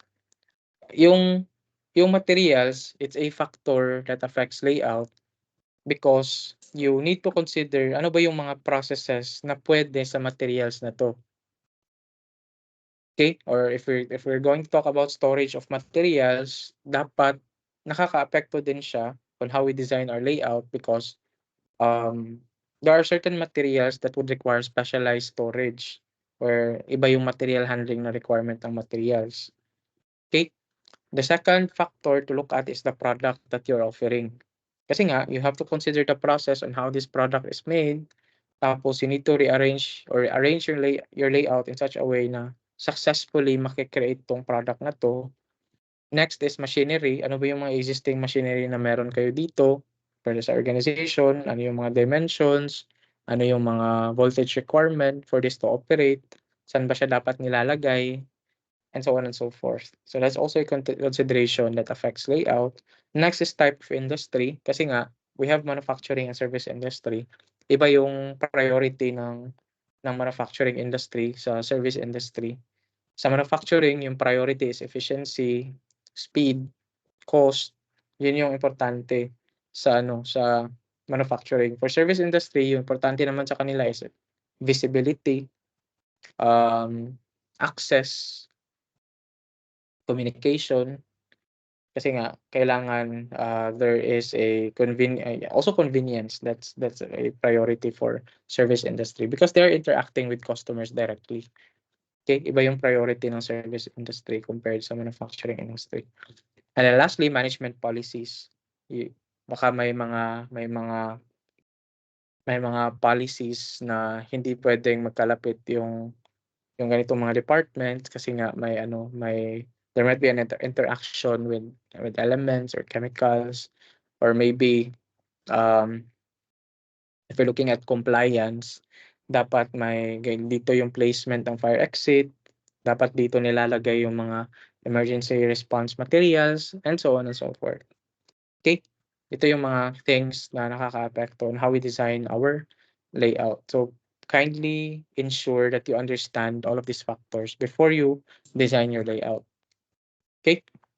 So these are the requirements in developing your layout. The first thing is you need to understand the process you need to know first ano ba yung produkto nyo. And then if you know what your product is or what your products are, you need to understand what are the processes that these products undergo. Okay? It can be visualized using operation process chart and flow process chart. So if operations process chart, it shows kung ano ba yung mga assembly, yung mga different parts ng product. And then yung flow process chart, paano ba nagmo-move yung mga materials sa product na to. Okay? The diagrams shown are examples of operation process chart. Ito, operation process chart. Sorry. Operation process chart at saka ito yung flow process chart. Okay? Dapat alam niyo to. Dapat this is known or this is understood para when you design your layout, you can design it systematically. Hindi kagaya nung yung ginawa ng company na in-OJT-han ko na sobrang layo ng mga processes. Sobrang layo ng space, movement from one place to another. So dapat iniintindi muna natin yung process na ina-undergo ng product natin. Next is you create a process flow diagram. When we look at process flow diagram, this is now the bigger picture of how customers interact in our organization up until the delivery of our product to the customers. So may mga opisina ba wherein the organization or the customers can interact with customer service, saan sila magbabayad, and then after that, saan ba nire-receive yung mga materials, saan ba yung storage, and then once na matapos na yung production, may warehouse ba tayo or do we have a place where we can store our finished goods, saan ba nilalagay yung mga parking lot just in case if we need to transport something. Okay, so this is a general look of how your business system would look like, illustrated with process flow diagrams. Okay, in a more detailed way of looking this, we also have mga data flow diagrams. We also have cross-functional charts, mga swim lane diagrams. But these are all process flow chart with different purposes lang. Si data flow diagram is a type of process flow diagram that would show how information or how data are being transmitted across the organization. Si cross-functional chart naman, if you're familiar with swim lane diagram, I think ginagamit talaga siya sa sa mga organization right now. Would visualize kung ano ba yung tinatrabaho ng certain department or certain people. Bali functional siya. Tinitignan natin kung sino ba yung mas mahaba yung workload or mas madami yung workload across different department. So CFC is a very useful visualization or diagramming tool to aid you in understanding kung gaano ba karami yung workload ng isang department through cross-functional charts. Okay, but these are all types of process flow diagrams. Next is you should have your own data cards or machine data cards containing the details of the machine that you have, the dimensions, the weight, the type of material, the power requirement, and so on and so forth. Because this would help you on how to place these machines on the layout. Okay, and then after that, you should have the skill of visualizing the layout. Might be it could be in a drawing or digital na visualization. Or if you're not savvy with the tools for visualization, you can always ask someone from your organization who's good with with visualization, with AutoCAD, with SketchUp. So yun ang ginagawa namin. For example, hindi naman ako marunong mag-CAD. Hindi ako marunong mag ano ba yung isa? I know how to sketch up, but I don't know how to use CAD. So in some cases, nagpapatulong kami dito sa mga architects namin if may mga ipapa-visualize kami. So yun. So you can always ask someone else. As managers, you should have that type of skill, social skills to interact with people who you can take advantage of, joke, who you can ask help for. Okay, so that's visualization of the layout. You need to visualize the layout really because this is where brainstorming happens. This is where you can simulate the arrangement of different items. Kasi without you visualizing it, hindi nyo kasi pwedeng sabihin sa organization na pwedeng mag-stop muna tayo ng operations, mag-rearrange lang muna tayo. So there's a downtime the operation. Tapos nag-rearrange kayo dyan ng maybe 8 hours. Tapos, only to find out na mas mahirap pala yung layout na ginawa nyo. Tapos magre-rearrange na naman kayo, another 8 hours na naman na downtime. So that's very costly for the organization. You can't do that in the organization. Okay? So dapat bine-visualize natin yung layout. Okay? So this is the process, information gathering. You need to gather information about your materials, your products, your process. And then after that, you analyze the flow of the materials, how the production would look like, ano yung mga process na ina-undergo ng mga product, ano yung mga machine na ginagamit. And then you also need to consider support services. If you're looking at mga support services, yung mga opisina, yung HR, yung receiving area, parking, comfort rooms in some cases, reception area, canteen, yun, those are things that are considered as support. And then after that is you implement and evaluate. You implement the solution, dapat there's also a way for you to evaluate whether your solution is effective or not. That's why we have KPIs. I'm familiar with KPI, key performance indicator. It's actually ano no, it's an ick. Ano na siya, parang kinakatakutan na siyang pakinggan ng mga tao if we talk about KPI because it measures performance, it measures targets. Kaya we steer away with the term. We created several acronyms for KPI, but essentially we need to set targets. We need to evaluate performance. Importante 'yun for feedbacking, for monitoring, for measuring impact. Kasi nga, we need to understand how things are working in our organization. And there's no way for us to understand it fully, but with data itself. Are we meeting the target? How much are we lagging behind? Ilan ba yung dapat hahabulin natin? How much ba yung quota? Ilan ba yung demand? So these are supported with numbers. So there must be a way for us to evaluate everything that we're doing. Okay, baka sobrang gastos na natin sa pag-layout. Tapos ang onti lang pala ng return natin sa ano, hindi naman siya cost effective, hindi naman siya economic. So yun, as negosyante, pera pa rin yung priority natin na for profit, not pera, profit. Yung priority natin sa negosyo natin. And when we talk about profit, it's either we increase our market, we decrease our operating expenses, or we increase our sales, decrease our operating expenses. Yun lang talaga. Okay? Yung pinaka mabilis is to decrease the operating expenses. Kasi mas makokontrol natin. Kasi nga, if we are going to increase the sales, we can control naman people to really buy our product, to avail of the service. Pwedeng pataasan natin yung price natin para mag-increase yung sales. Pero may negative impact siya. Baka wala nang tatangkilik sa product kasi sobrang mahal niya. So mas mabilis talaga tignan yung operations. Parang yun yung go-to place for improvement.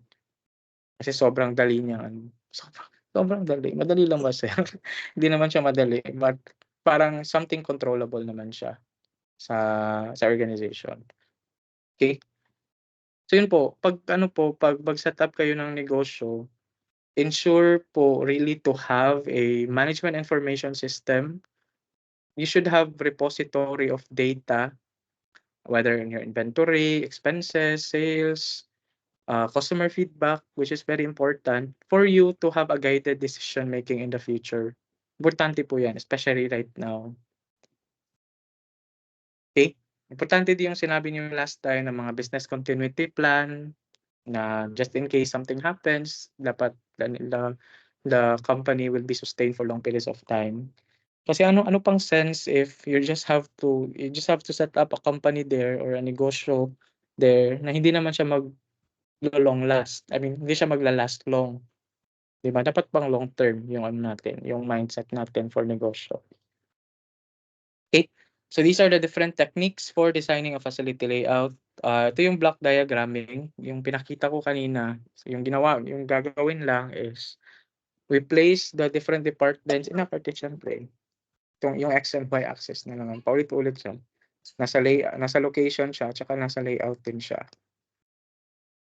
Sa block diagram, nilalagay natin yung mga blocks dito, yung mga workstation. Tapos bine-measure natin yung distance between A, let's say ito yung A, ito yung B, ito yung C. Check na lang yun ulit. Wala, nasa ano na pala ako. Ganyan. Ba't nasa ano na tayo? Nag-iba yung background ko, sorry. Akala ko nasa ano na tayo, nasa jungle. Pakita ko sa inyo kung ano yung block diagram ulit, ha.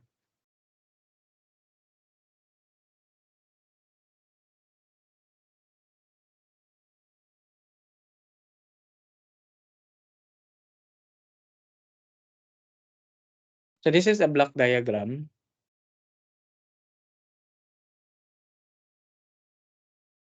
Bale yung gagawin niya lang is ito yung layout sa taas. Ito yung layout. Pini-place niya lang sa X and Y axis through blocks. Ginagawa siyang blocks dito. Yung use nito, bakit ginagawa siyang block? Kasi pag magko-compute tayo ng distance, madali lang siyang ma-compute pag nandito siya sa X and Y axis through the centroid measurements. Pag if we're going to measure the distance between this and this, nako-compute lang natin siya kasi nga nasa Cartesian plane siya. The same with is also applied if we're going to measure this and this. Bali, yung ano, yung significance niya bakit nagba-block diagram is para mas madaling ma-compute yung distance across different departments. Okay? So yun siya.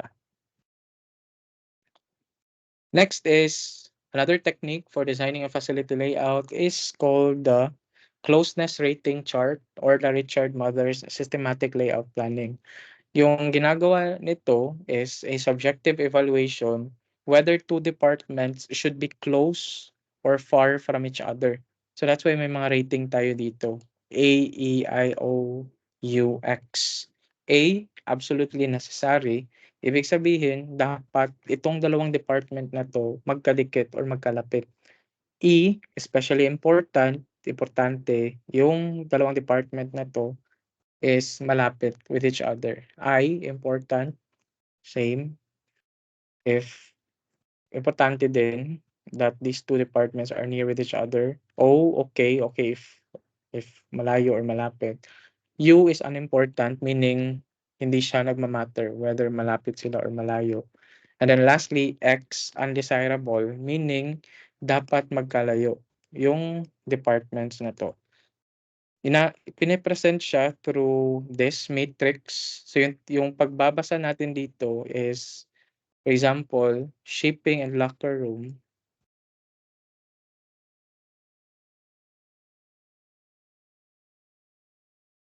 If you're looking at shipping and locker room, titignan natin kung saan yung intersection nila dito sa diamond.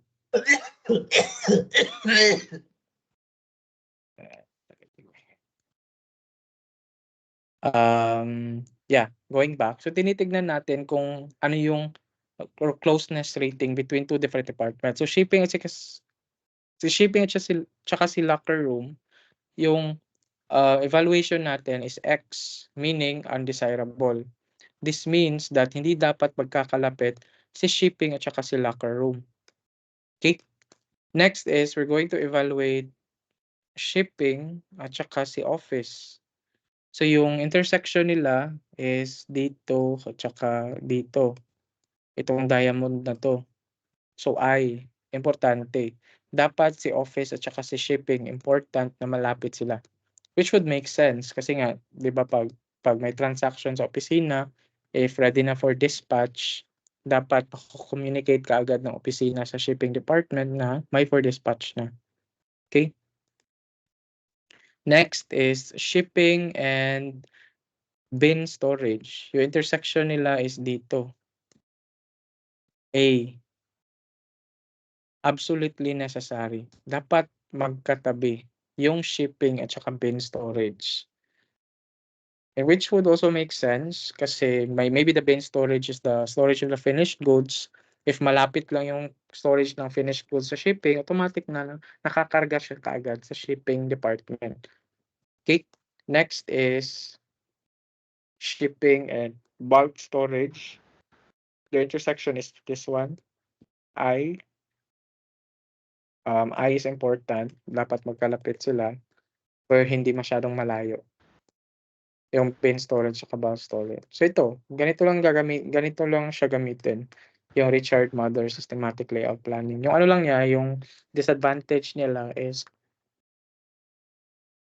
ano siya, subjective yung closeness rating chart. Kaya hindi siya masyadong ginagamit. Okay? But there's actually mga softwares already available online. I haven't used Aldep and Craft, but I have used Corelab now. We have this in our laboratory here in CIT.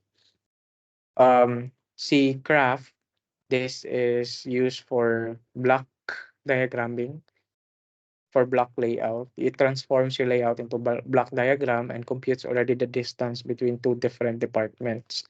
Si Aldep naman, Automated Layout Design Program, parang automated na siya na nagsasimulate ng different placements of layout for it to determine kung ano ba yung pinaka-optimum layout design for the organization. And then si Corelab is used for closeness rating chart.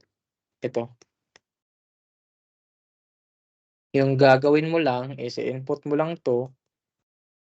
Ito. Mag-input ka ng dimension ng shipping, locker room, office, bin storage, bulk storage, receiving. Tapos pagkatapos niyan, yung ginagawa ni Corelab is i-rearrange na niya yung layout. Okay? So you can utilize any of these tools. Actually, this is mga ano to, these are all tools already. There are more advanced tools for layout design out there that you can use. Okay? So, kailan ba tayo nagre-revise ng layout? If there are expansion, technological advancement, or improvement of the layout. Expansion, obviously, if you're going to expand your product lines, another production line, you'll have to expand the space, and then you have to create a different layout for that expanded space. Or if there are technological advancement, meaning may mga na-acquire ng mga new technologies, new machine, or new equipment, you'll have to relay out or revise your layout. And most commonly triggers for layout revision is improvement of the layout. If you wish to improve something. Okay. So that's manufacturing layout and layout in general. Okay. And then the next type of layout, let's talk about now on the service industry. Let's talk about service industry. So the objective of service layout differs of the objectives of manufacturing layout, because the priority of service layout is to ensure that there is a visible, convenient, and access to customers directly to provide the service or communications. Yun yung priority ng service layout. Okay? However, similar with product layout, si service layout, may product layout, process layout, at fixed position layout din siya. Okay, 'di ba sa manufacturing, yung product layout is yung naka-arrange in line, 'di ba? Yun yung manufacturing layout. Sa service layout, yung product layout naman ng service layout is where the services are organized in a sequence. Ano ba yung example ng product layout sa service? Yung pagkuha ng NBI on-site. 'Di ba? Step 1, registration. Step 2, kuha ka ng form. Step 3, bayad. Step 4, linya. Fall ka ng line. Step 5, picture taking. Step 6, claiming. So that those are arranged in a sequence, but in a service na sector, in the service sector. Okay? So service layout also have a product layout. They also have a process layout. These layouts are highly common in service facilities as they successfully deal with varied customer processing requirement. So ano ba yung mga example ng process layout sa service? We have mga banks. 'Di ba sa bangko, may area doon for customer service. In the manufacturing, going back sa manufacturing, yung process layout is wherein common processes are done by departments. The same is also true with service layout. Sa process layout, may mga departments din siya. For example, sa bangko, may area doon for customer service, may area doon for loans, may area doon for withdrawal and deposit, may area doon for customer service. So may mga other departments din siya. Meron din siya sa mga government offices. Kukuha ka ng sedula o mapaparehistro ka, kuha ka ng lisensya. common din siya sa mga government offices. Okay? Fixed position layout. So service layout also have fixed position layout. So in this type of service layout, materials, labor, and equipment are brought to the customer's place. These are mga home service, let's say mga appliance repair, landscaping, home remodeling. Kasi hindi naman pwedeng dalhin mo yung bahay niyo doon, or hindi naman pwede na yung yung washing machine yung dadalhin mo sa, I mean, in some cases it happens, pero mas ideal pa rin na pwede kang magpa-home service. Tumawag ka na lang ng tao, tapos sila na yung lalapit. Similar with fixed position layout sa manufacturing, di ba? Yung mga eroplano, hindi na siya move, yung mga tao na lang yung pupunta doon for the assembly process. For service layout, yun yung nangyayari. Like if magpapamassage ka or magpapagawa ka ng kuko mo, magpa-pedicure or manicure, pwede ka na lang tumawag ng tao so that they will be I mean they will go to your house or kung saan ka ngayon to provide the service. So that's also fixed position layout. Mga repair, landscaping, mga plumbing services. So yun. Okay. But may mga different layouts din tayo na wala sa ano. May layout sa service layout na wala sa manufacturing. Number one is warehouse and storage layouts. This is not a manufacturing layout because you're not doing production in warehouse and storage layout. What is just mainly done here are storage of your goods. Okay? Ang priority ng warehouse and storage layout are ease of access and visibility of the materials ready for shipment. Dapat well organized yung warehouse and storage layout in order for it to support shipment. Yun yung priority ng warehouse and storage layout. Kaya may mga detection system kung saan nakalagay itong specific na items, may mga color coding, may mga racks for proper arrangement, may mga fina-follow na mga labels, mga coding for warehouse and storage layouts. Okay, malaki din yung space most of the time to support mga material handling ng mga vehicles, mga automated guided vehicles, forklifts, yun. Even mga conveyor belts are present in warehouse and storage layout. But this is not something that is encouraged kasi nga sobrang mahal ng warehouse, and it's not adding value for the organization unless you are a distribution center na company such as JNT. Yun, mas importante sa kanila yung warehouse. But if you are a manufacturing company, you should not invest in, I mean, as much as you can, if you can remove warehousing activities, remove it totally in your organization. Maybe you can outsource someone to do the warehousing. Kasi ano siya, costly. Tsaka non-value adding din siya sa organization. Okay, but this is a type of service layout. Hindi siya manufacturing layout. Another type of layout na meron sa service layout is the retail layout. The systematic arrangement of merchandise groups within a store. So we have sub types of retail layout. We have the grid layout, freeform layout, loop layout, and spine layout. So let's talk about this one by one. We have the free flow layout. So free flow layout, ang pinaka example dito is we're looking at retails or stores or merchandise. Sa free flow layout, yung pinaka-example dito is yung department store wherein everything is arranged randomly. 'Di ba? May explanation nito psychologically.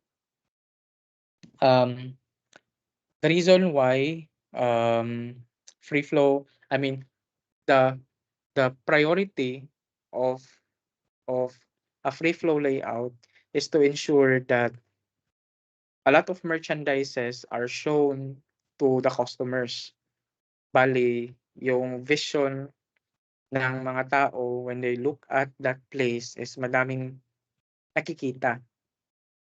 Kasi daw, it triggers our impulses psychologically. Pag marami tayong makikitang items, especially may papasok na psychology sa ganitong subject because it makes sense. It has been backed by science. Specifically sa dual processing theory.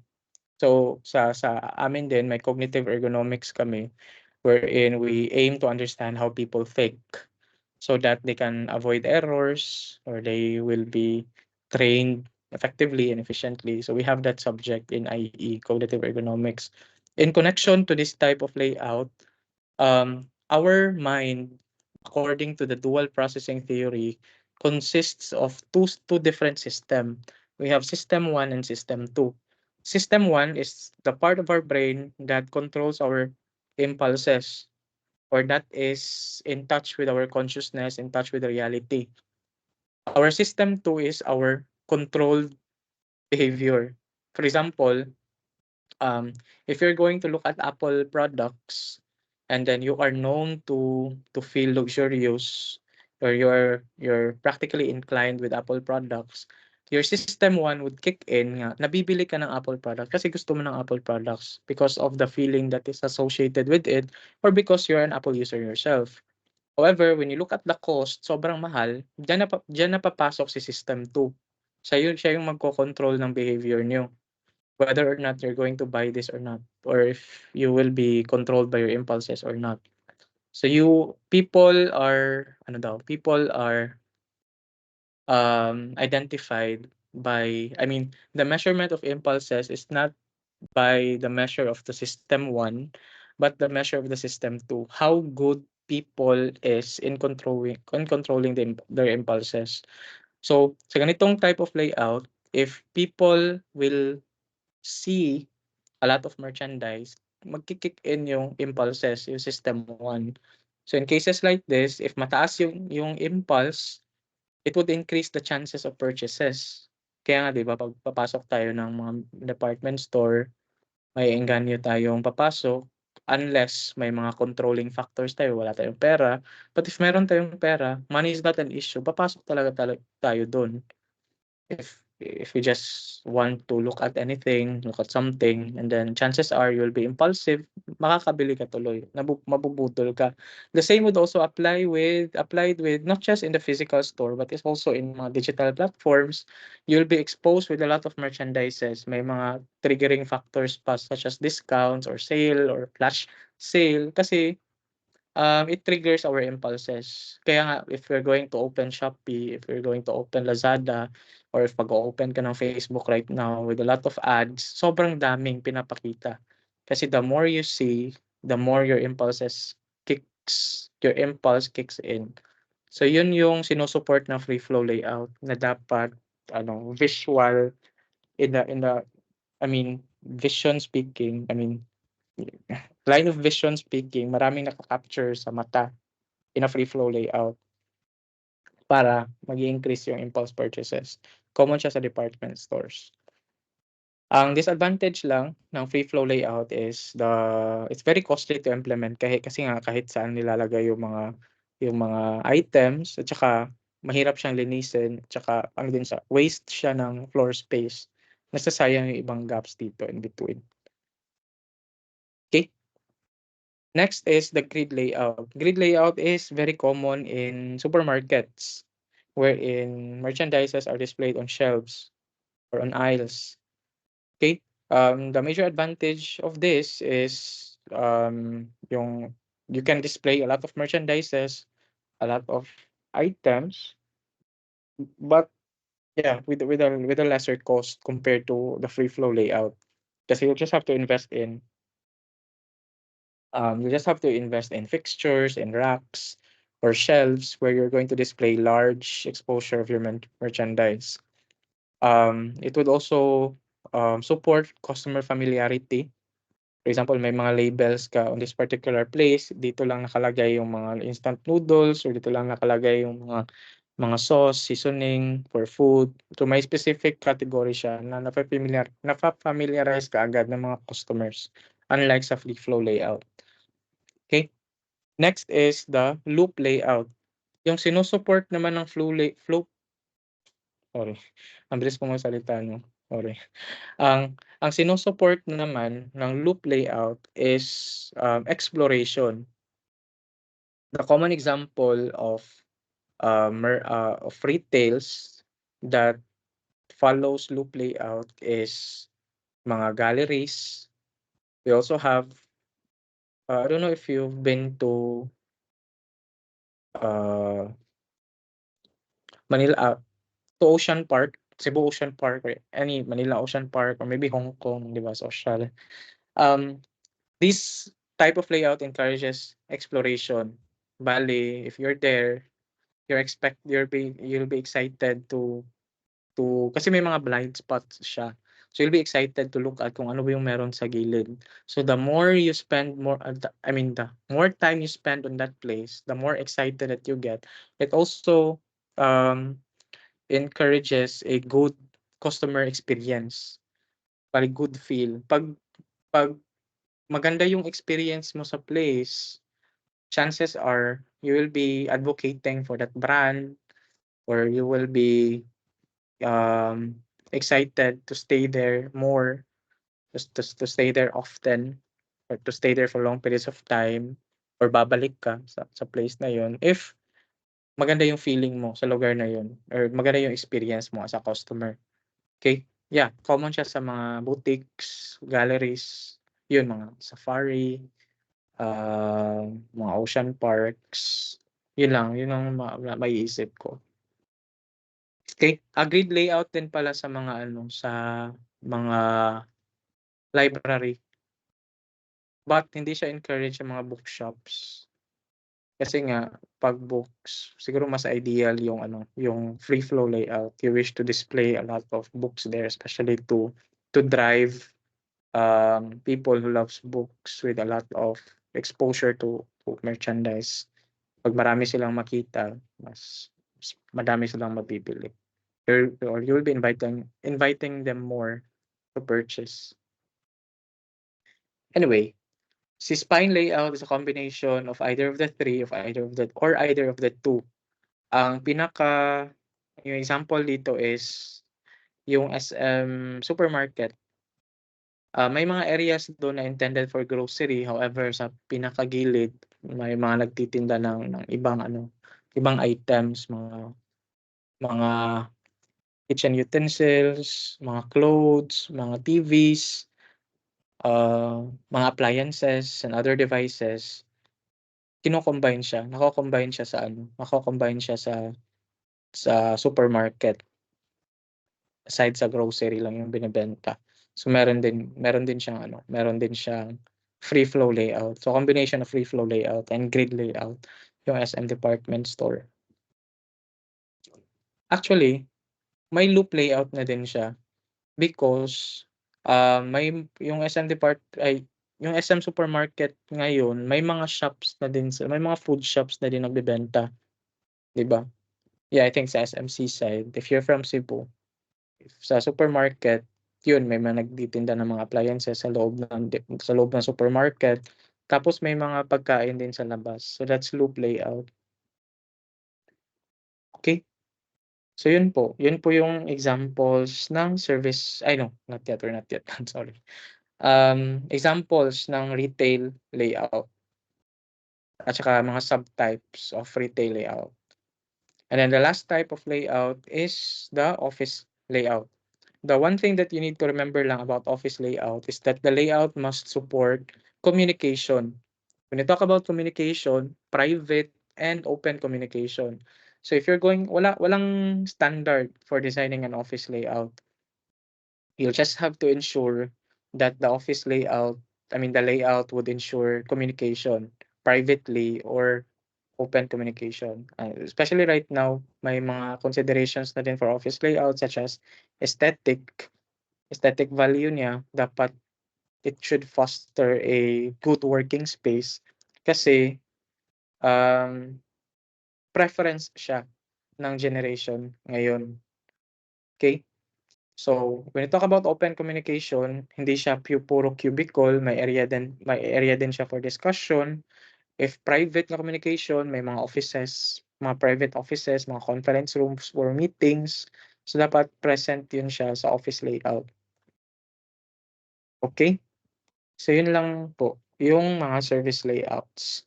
So, in summary, in consonance with our objectives for this afternoon session, A facility location is defined as the place where a facility will be set up for producing goods or services.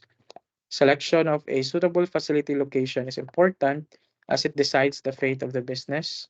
A good location may reduce the cost of production and distribution to a considerable extent because it considers a lot of factors when you select a location. Holistic yung approach niya when selecting location. Once established, a location cannot be changed frequently as it incurs very huge costs. Next, the facility layout is defined as the arrangement of machinery, equipment, and other amenities in a facility to ensure the smooth movement of materials. And then lastly, the objectives of service facility layouts differ from those of manufacturing facility layouts. This is because a service operation or the service sector aims to organize all activities and processes to deliver services to customers. And now let us open our floor or virtual floor for questions po, ma'ams and sirs.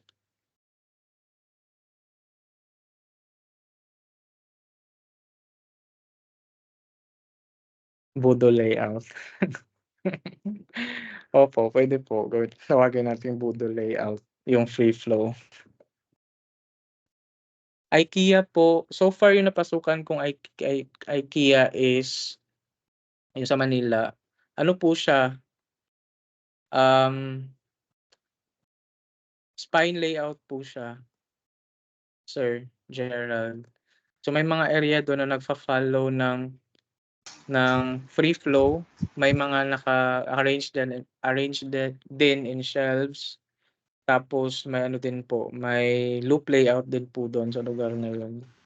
Ang hirap lang ng layout niya, sir, kasi pag pumasok ka, hindi mo na alam kung saan yung exit unless, alam mo yun, parang nag-ikot ka lang dun sa area. So, medyo complicated yung setup ni Loop, IKEA. kaya Ilang yun yung yun notice sir. ko. Loop layout yun, may ano din siya, may elements din po siya ng loop layout, sir. Yun naman po talaga yung ano, yung purpose. I mean, ano siya, subconsciously, pinapawala ka talaga sa lugar. Kasi, they Para want, makabili ka. para makabili ka. Yun yun, sir. But I agree, sir. The first time I also walked in IKEA, ang hirap na pong lumabas. Di ko alam kung saan yung exit, pero yung entrance, madali lang pumasok doon. Pero pag pag exit na, hindi mo na alam kung saan yung exit.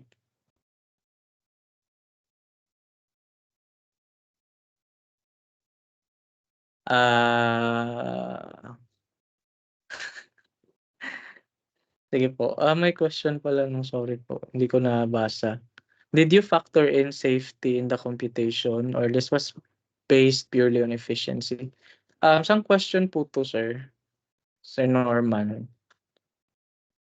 Actually, kanina pa yun, sir. Yun, when you were showing yung mga blackout images. But yeah, I think it was factored in naman. Looks like. Sa block diagramming po, sir? Yeah. Hindi po nako-consider yung safety, sir. Kaya nga yung ginagamit talaga yung sir, yung location factor rating. Kasi holistic po siya na approach. Lahat ng perspective nakukuha. Pero yung disadvantage lang po nun is sobrang tedious niyang gawin. Data collection, magsusurvey ka, kakausapin mo pa yung ibang stakeholders to gather data. Pero sobrang effective niya naman if it's implemented correctly. For example, yan, safety. Importante pala na consideration yung safety. So, pwede nating i-add siya as a factor doon sa location factor rating na method. Kaya yun yung shinare ko na tool instead na yung mga quantitative. Kasi marami siyang limitations. All right. Sir, I have another question. Sige po, sir. So you said that when determining yung office facility is not a value added, it's not value adding. Mm-hmm. However, parang I was thinking about yung mga previous initiatives ko in the past, and I think there are instances na it is value adding. So to be specific, so when we were starting out Grab Express, we did not have a warehouse where we can store yung mga food bags, yung mga helmets, and other gears ng mga drivers. So we were paying a storage facility around 800,000 a month just to store yung mga materials na yun. And then finally, when the cost was too high, we decided to purchase our own warehouse so we can put in the materials. So which is less than what we're paying for on a monthly basis. So that to me is parang value added. And then another example is that when we launched GrabMart, we did not have a facility also for the groceries. It's taking us a lot of time to deliver the groceries if it's coming from the supplier pa. So once again, we decided to purchase a land where we can put in all the groceries. So everyone who's buying from GrabMart, we can just deliver it from one location. So to me, parang with those initiatives that I just mentioned, I think it's value added for the company. But please feel free to correct me if I'm wrong. Yeah, ano po siya, sir? The company saved money. Parang we treat it as a savings po. But still, in a context of business organization, yung definition po kasi natin ng value added at saka non-value added. Value added is something that the customers are paying you to do. So kumbaga, if the service is, let's say, delivery, ano ba yung binabayaran ng customers? Yung delivery fee, 'di ba? The movement. Correct. Yeah. Parang yun yung So, in the So when we didn't have our own storage location, they were paying. I mean, the consumers were paying more in terms of delivery fee. So let's say flat rate is like 59 so that pesos. becomes yes, sir. If that's the case, sir, then that becomes value added, sir. If it's part of what the customers are paying, yun lang naman po yung definition po talaga ng value adding at saka non-value adding. Kaya nga, sir, sayang nawala kayong course na Lean Six Sigma because I could have shared more about it. Pero yun lang po. I'm not saying, sir, na warehousing is not, siguro maybe I've talked about it. But depende po siya, sir, sa context ng organization. Yung isipin na lang po natin is if the customer is paying for that service, treat it as value added. But if hindi naman siya binabayaran ng customer, meaning wala namang paki yung customer for it, bakit niyo pababayarin yung customer ng ganyan na hindi naman siya part ng services na gusto nilang ma-receive? So treat it as non-value adding. So yun po siya. So sa your case, sir, if that's the case, the customers are paying more yung sa previous setup niyo and it becomes less. So aside from savings from your company, you're actually putting also up value adding initiatives for your customers also. All right, thank you, sir. Yeah, it's sir. Thank you, sir, for sharing that you have actually set up several initiatives for Grab Express. Hopefully, your organization is sharing some of the benefits to you, Sir Norman. Of course. We're trying to minimize the cost for Yeah, all baka the may time. sila. Di ba, sir, nakasave ka sa kanila, sir? Nakasave si Grab sa'yo. Baka may naman sila sa'yo, sir. Pabalato naman sila sa'yo. If we graduate, everyone gets a promo code. So Sige, sir. We'll expect that, sir, ah. Anyway, kasi sa amin, sir, may mga Kaizen projects kasi kami dito sa CIT. Pag naka-help ka na maka-save to a certain cost, nagbibigay si CIT ng honorarium, ng recognition. So may mga ganyang pakulo kami dito. So hopefully it's also applied to everyone. Kasi magandang initiative siya that we let our people, collaborate with us in improving our business systems. Kaya napaka-importanting factor talaga yung employee engagement in the organization, especially if you're business owners. Because yung mindset kasi, we treat people as resources when in fact they are not. They are the ultimate source of competitive advantage. So if you have people there who are really good in whatever they do and also engaged with your organization, they would help you out in several improvement initiatives. So that's the kind of culture that we are trying to foster here in the organization. So may mga Kaizen projects kami, may mga 5S programs, may mga EHSS week, creativity week, so mga ganiyang pakulo. Tapos may mga reward systems naman din to keep our employees engaged. Kasi nga as managers, we cannot expect to know everything, di ba? Because we manage people in general. Yung natitignan na lang natin yung mga reports, yung mga outcomes, if may mga problems, pero hindi natin nakikita kung ano yung nasa front line. So if we're going to collect insights, if we're going to collect information, mas maigi pa din na manggagaling sa kanila. For example, problema. If may problema to a certain department, tapos ikaw yung manager doon, mas nafe-feel yung problema ng mga frontline workers natin compared sa atin as managers. Mas sila yung may idea kung ano yung problema. Kumbaga. Kasi lahat naman ng mga opportunities for improvement sa organization are problem solving approaches.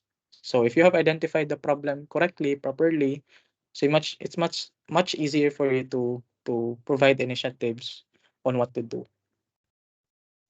So yun. Yun lang. May mga paganyan si sir. Sige po, thank you sir for sharing, Sir Norman, for the question din po. Mga car repair shops. Car repair shops is a kung anong type of layout po siya. Depende po sir, pag ikaw yung pupunta doon, hindi siya home Yes, oo. service. In relation yung kanina doon sa yung sinabi mong fixed position layout kasi 'di ba medyo heavy. So yung mga equipments you have to bring it doon sa Yeah. mismong area. O pag ano siya sir, pag home service, pag ikaw yung owner ng car, hindi siya fixed position layout. Pag ipapakarga mo pa yung car doon sa place na yun, magiging ano Oo. siya, it's either process layout siya or product layout. However, if home service siya sir, meaning andyan lang yung car niyo sa bahay, tapos tatawag ka lang ng mga tao, tapos pupunta sila dyan sa bahay niyo, magiging fixed position layout siya sir. Okay. Sige. Okay, Mm-mm. thank you. Budol layout. Opo. Alright. Sige, anything else? Questions?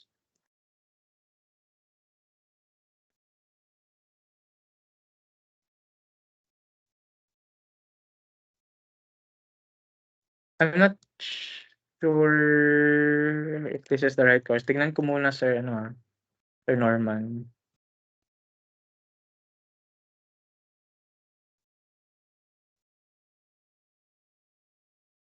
Hindi. Dito na lang po. I'll create na lang po my own.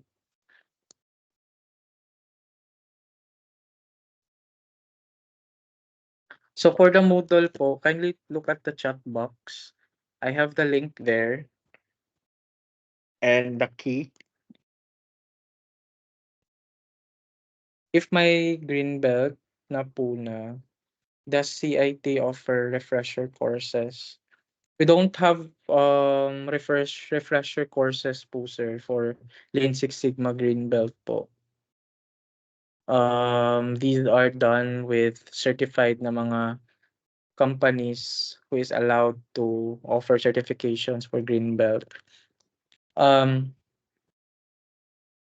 Refresher courses. Wala po kaming refresher courses sir. GBM po at saka OM po siya Sir Ronnie. Exclusive for GBM students only. GBM at saka OM po siya, Sir Ronnie. Yung facilities management. Sige. Anything else? Counting once, counting twice. So yung other courses po, no need to enroll. I don't get the question po. May mga common po na mga courses na need nyo enroll sa lahat ng business majors. Tsaka may mga specialized din na mga courses such as this na kailangan na kayo lang yung nakaka-enroll, GBM at saka OM. So yung logistics at saka ito is for OM, facilities management. May mga courses po na no need din na i-enroll. If kita niyo, if may mga ano naman po doon na exclusive for office ad or maybe exclusive for banking and finance management. So sa kanila lang yun, sir. No need mo na i-enroll yun. Pero yung mga common na mga business majors or subjects, kailangan niyo po siyang i-enroll, sir. Together with the specialized subjects po sa program niyo po.